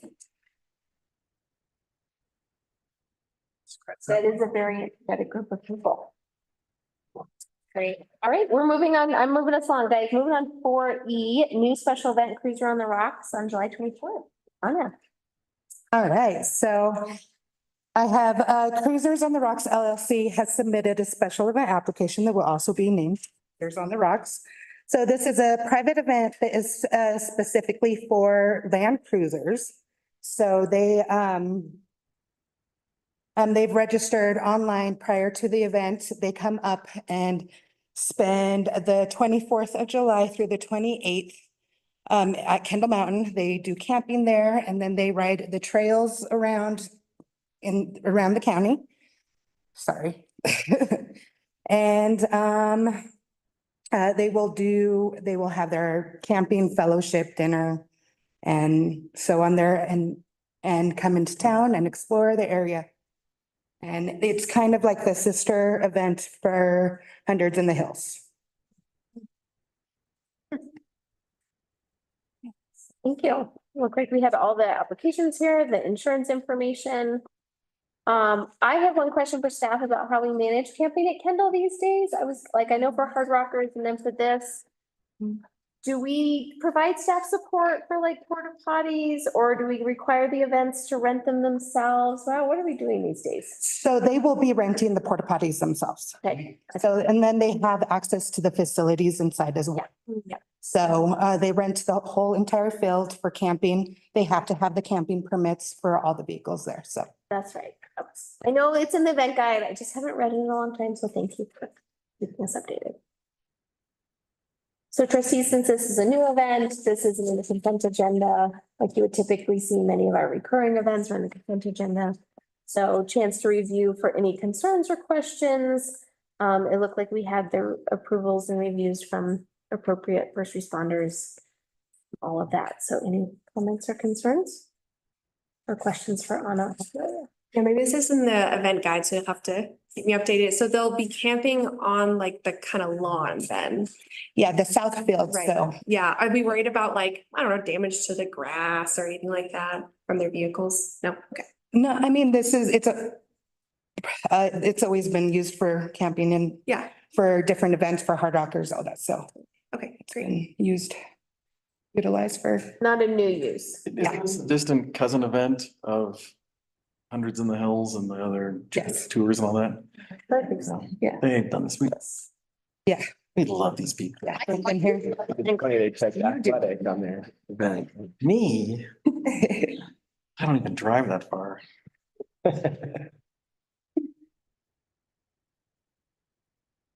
And they are also working with BLM to get permitting to be up in the trails in bigger groups.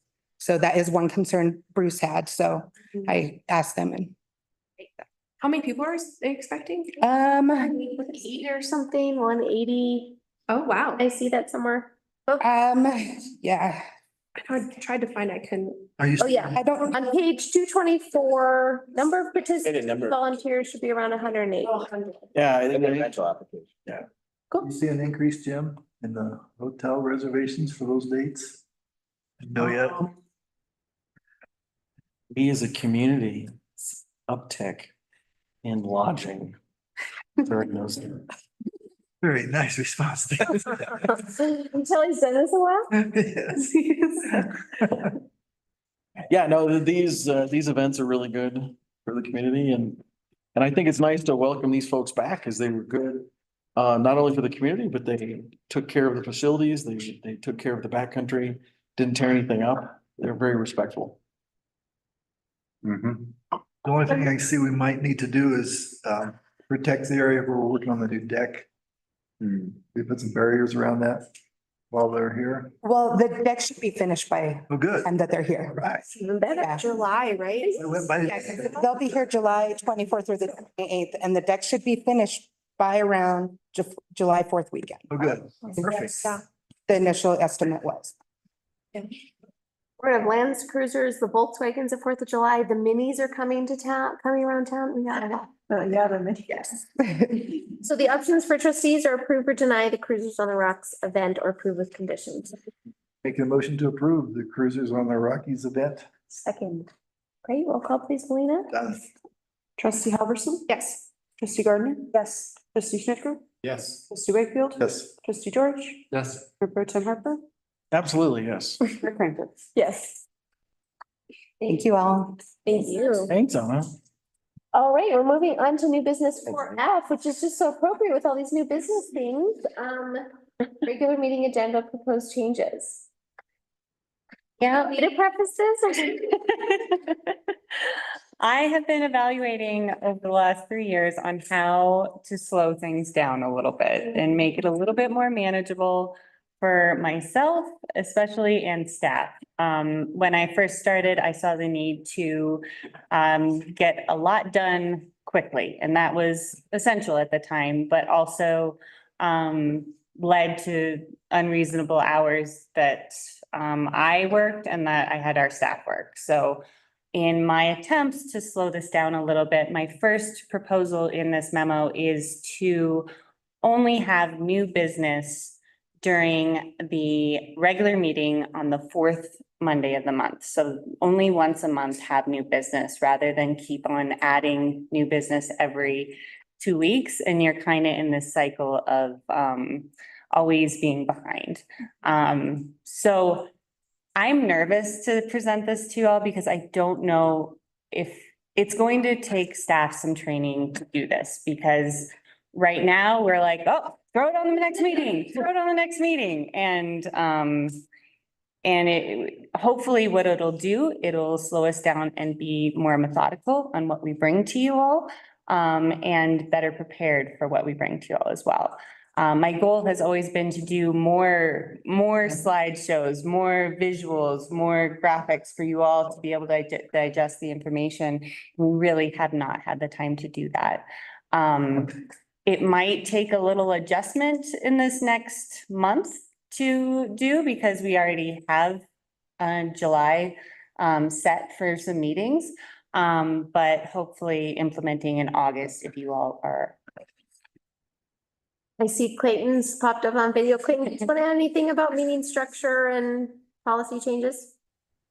Yeah, I just wanted to support Gloria and the staff's recommendation here. I've seen this work really well in other towns, to keep your 2 meetings, but to not just be constantly cycling through new business and first readings of ordinances, especially where in our case, we require publication of the same. And so this really helps with, it will be a learning curve at first, but I think you'll actually see a much smoother and possibly even sometimes quicker turnaround for actions by keeping new business to either the first or your second meeting of the month. The other, benefit to this is you still have 2 meetings. So if something, it's not like going to 1 meeting per month, which can be a healthy cycle. I think Silverton has too much business to do that successfully, at least at the moment. But what it does is it still allows you those 2 meetings. So if you needed to put something on that was, high priority or that came up that needed to be triaged, that you still have the meeting. And so I just wanted to put out my support. I've seen this work really well, in some other municipalities, and I think it would be healthy for Silverton as well. Thanks for that perspective, Clayton. Yeah. I think anything we can do, Gloria, like if you're coming to us with this request, I think it's great to honor it because often we ask you to do less and you don't know how. So I'm gonna say, ignore what Clayton said about you can put things that are urgent and triage on the other agenda. That's not an option. Gloria and I had just had a conversation, and again, I think the staff really is trying to do so much. But even just the administrative flow of the meeting, of noticing and the packets and the agenda. When I first heard of this, I thought, this doesn't feel like a big deal to the trustees personally. It feels like a big deal to staff. And that's a sign that I think. Yeah. Work well. Is anybody particularly opposed to this idea or concerned? This will be fine with like committee structure and everything. Like we won't have like a backlog, right, from committees. I assume you thought about that, No, and that's also another reason why I'm doing this is because with the committees being more active, it's taking a lot more effort for those too. So to have a new business on and the committees as well has been just a big pull. So I'm hoping this will help slow things down and to the point where we're just a little bit more methodical and stuff. And then with committees, we had those committees earlier in the month, and if a new business item pops up, it's at the end of the month. And it just kind of gives more predictability on timing as well. And that leads into the second half of this proposal is limiting our land use and development applications to 3 per meeting. And this would accomplish several things. First, it would accomplish our commitment to Prop 123, which we need to have an expedited process for affordable housing. Everything's expedited right now in Silverton. We expedite everything. Every land use application. Every land use application is expedited. I looked back at our history and we haven't had any more than 3. So limiting it to 3 and then coming up with a criteria that either meeting affordable housing would then expedite it up.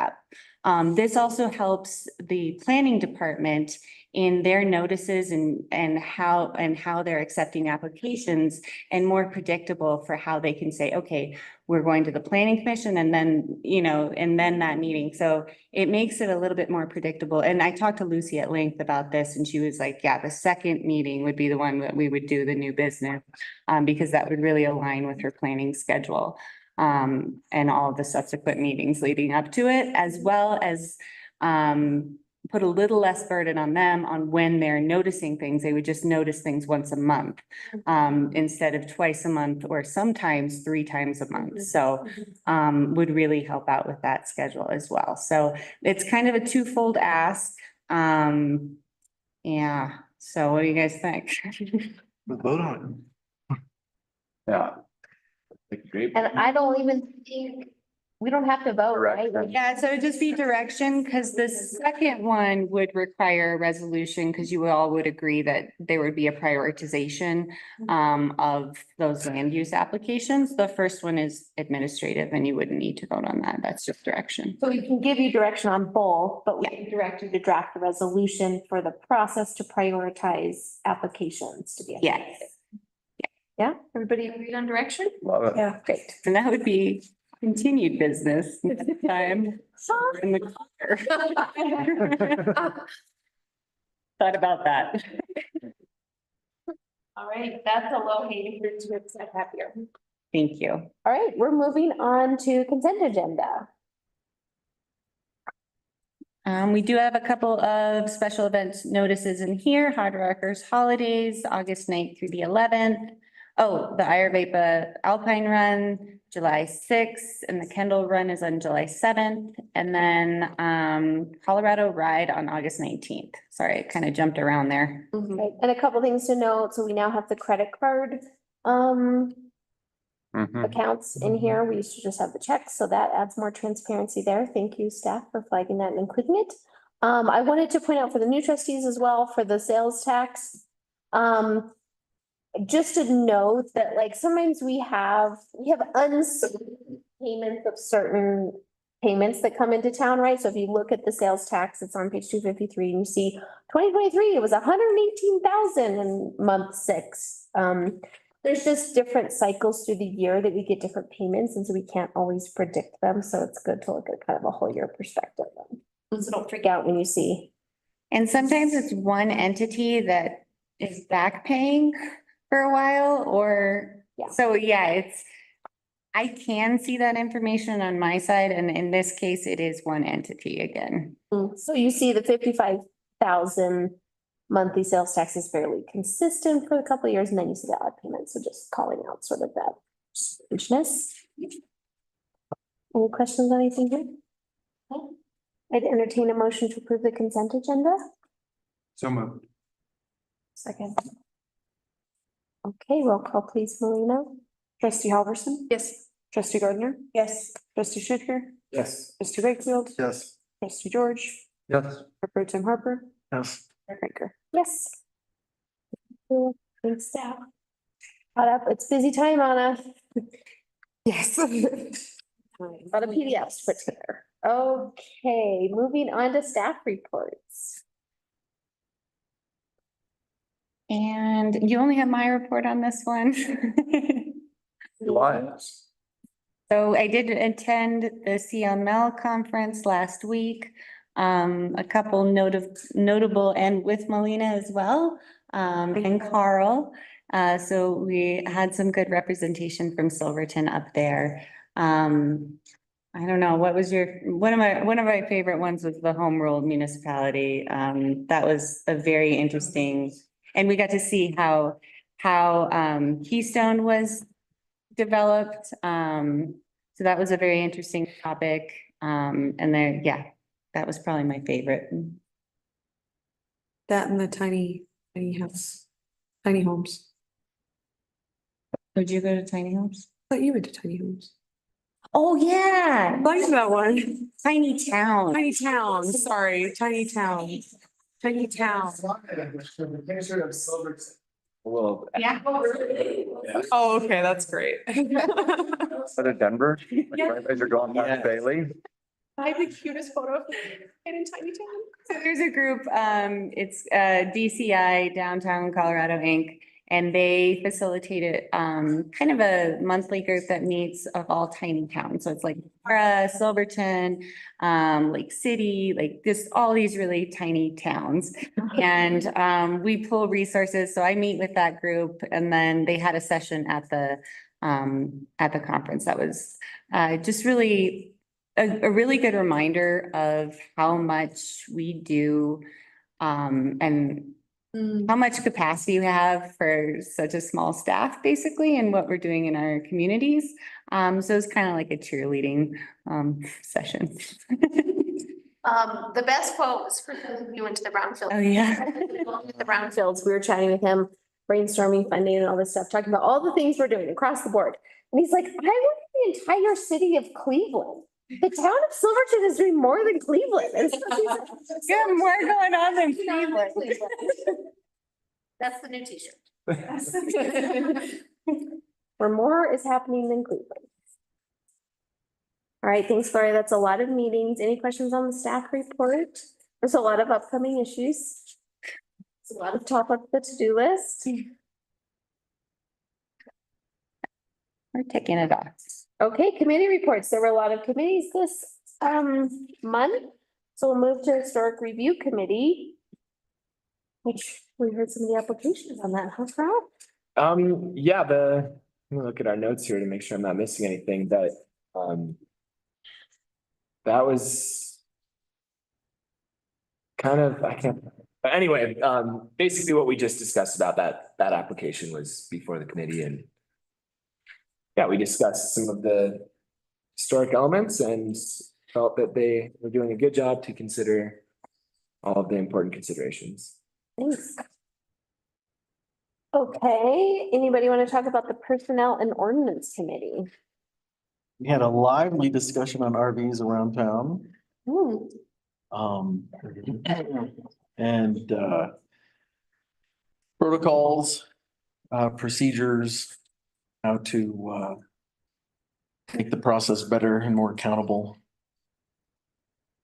You were there, I think. I wasn't there. You weren't there?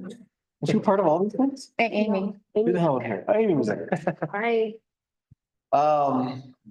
Yeah, it was good. And it was really, I think what it really came down to and what we discussed was oversight and policing pop-up RV parks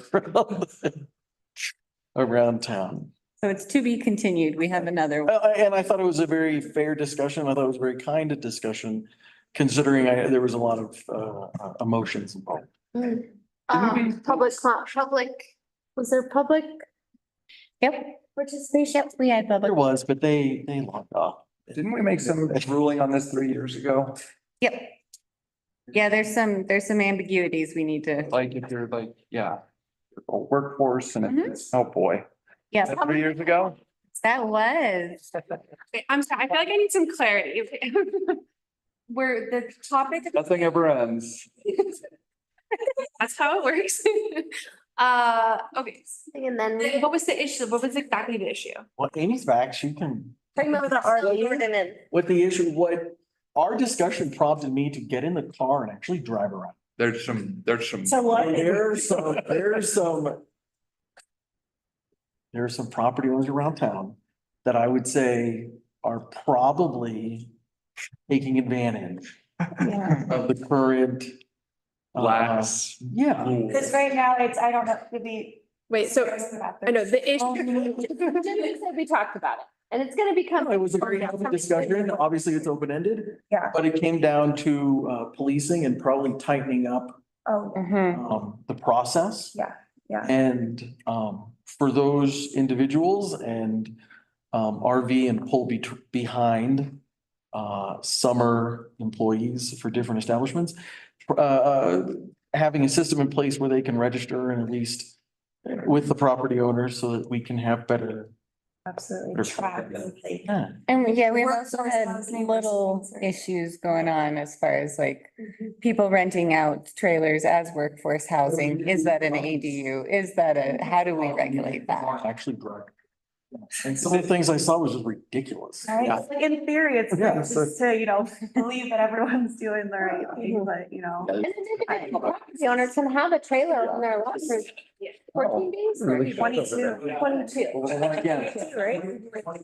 Oh, 20. Any of you have questions or have specific people that you need to question? Happy to do that. And we didn't even touch upon friends and family visit. No, that's for next time. And that's other. Yeah. I didn't hear that. What did you say? I said we didn't really touch upon on the last meeting about friends and family or property owners Can't be It's there. hard to enforce. I brought you up. This is very hard to enforce. Of course I did. Well, this is great. Why we have a personnel and ordinance committee to hash through it. Thank you guys for the light. And we will look forward to when you bring us a very well thought out, an enforceable policy, right, Tyler? That's what we're Love looking it. for. I was chipping away at it. It was just so broad. I feel that we're just like, wait. I think last time we did that in a regular board meeting, so I'm much prefer you dealing with it in a committee. It will come to us just all ready. All right, did you talk about any other policy issues for personnel and ordinance committee? No, just one. Yeah, well, let us know if we need to be aware of anything as we meet with the post office. Finance committee, that was one I was at. The main thing that dovetails what we talked about today with the eco action partners and our climate action plan was we heard from SMPA to approach the town whether we want to sign on to their Go Green program. So basically for the town as a municipality, for $5,000 a year in our budget, we as a municipality could say all of our energy comes from renewable sources. So the basic sentiment of the finance committee for the municipality buildings, right? Not the whole town, for the municipality energy we consume. Where we kind of landed, and because it's the finance committee, this is where it goes, was Gloria, put it in the budget, because the budget turns into being a very fluid document. It will likely presented to the board in the budget, and we will do many rounds of budget discussion. That's where we came to on that, right, Jen? Correct. Yes, yeah. Is this a REC program, rural energy or of renewable energy credits, or is it, do you know, Gloria? Because no, RECs don't actually count towards our emissions reductions. Not REC. Not right. Great, okay, great. And along the same spirit of a question that I asked. Right. regards To this program being in conjunction with anything else, and it's totally separate. Yeah. Like question of like, if people are getting Energy Star credits or tax credits in other ways, does that counteract what we can apply? It's S&P's Go Green program. Look it up, look at it in your flyer. Don't you guys read the cool little newsletter that they make that you get mailed to? Electronic statement. I don't know, but. I was, and I asked that question for two reasons. One, I'm currently an Energy Star recipient. No big deal. I wear it with honor. The toilets are a huge pain in the ass because they break all the time. Yeah. No pun intended. But they, I didn't even think about that.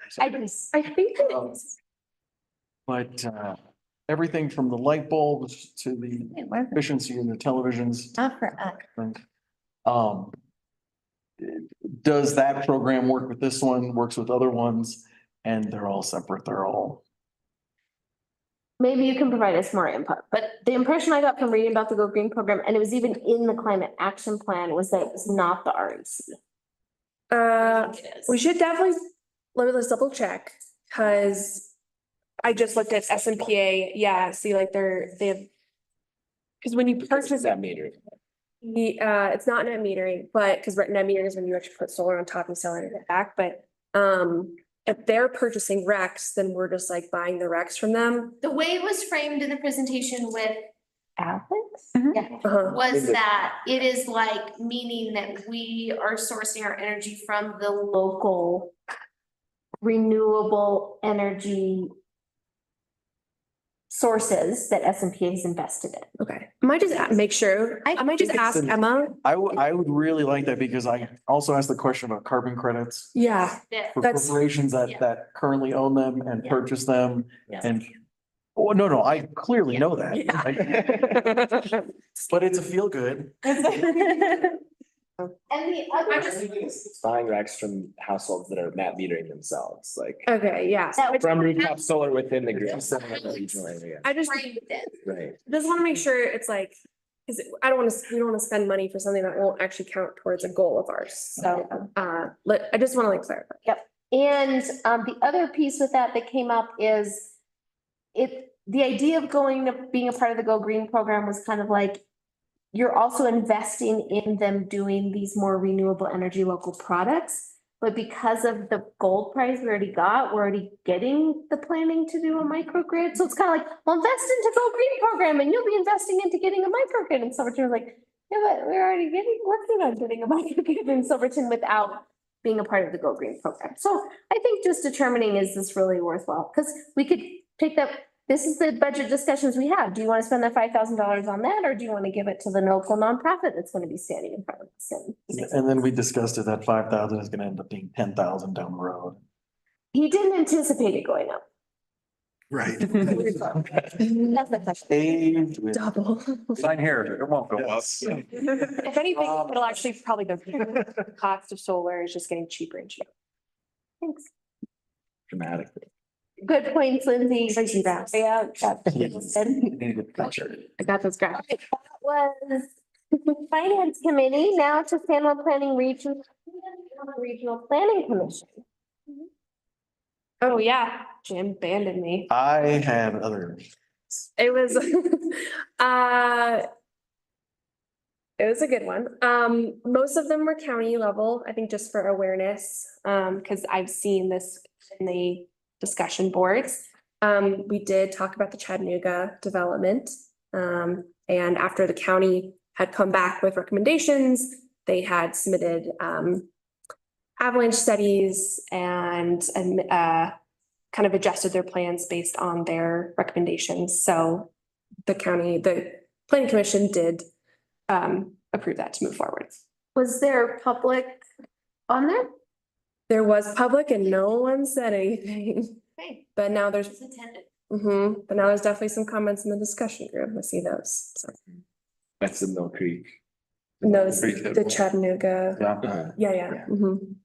So, and then the other one was just, Silverton Mountain wants to put in a prefab trailer for staff. Their little shelter is not doing the job right now. So, discussion was limiting that prefab, in there to 3 years instead of 5. Did you tell them they could have a prefab if they put toilets in like they promised 20 years ago?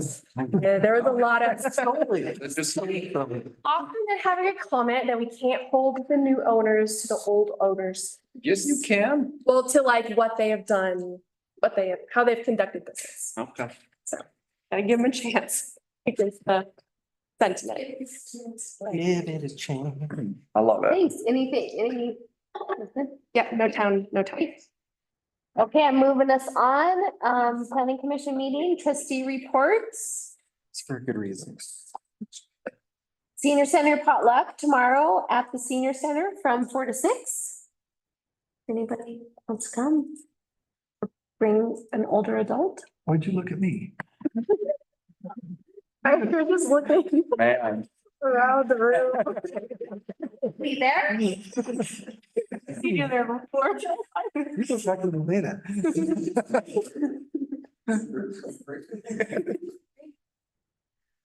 I think I've got the widest hair here. All right, we have no continued business, right? Unless anything in this very long packet. All right, so we have reached the end of our regular meeting for public comment. So there's no one in person for public comment. If there's anybody on Zoom who'd like to make a public comment, please click the raise hand button. We will promote you and you'll have 3 minutes. All right, seeing none, we'll close public comment. And now the Board of Trustees is going to consider entering executive session. Let me pull up my language for that in just a moment. So on our agenda is to enter executive session for the purpose of receiving legal advice. I'm going to read a bit of language. We will ask participants to log off. That will be clear in just a moment. So I'll entertain a motion to go into executive session. So moved. By Tyler and seconded by Amy. Pursuant to CRS 24-6-4024B, for conferences with an attorney for the purposes of receiving legal advice on advice and an update on the Silverton Square building. The motion has carried. So we're now going to ask any participants to log off of the meeting.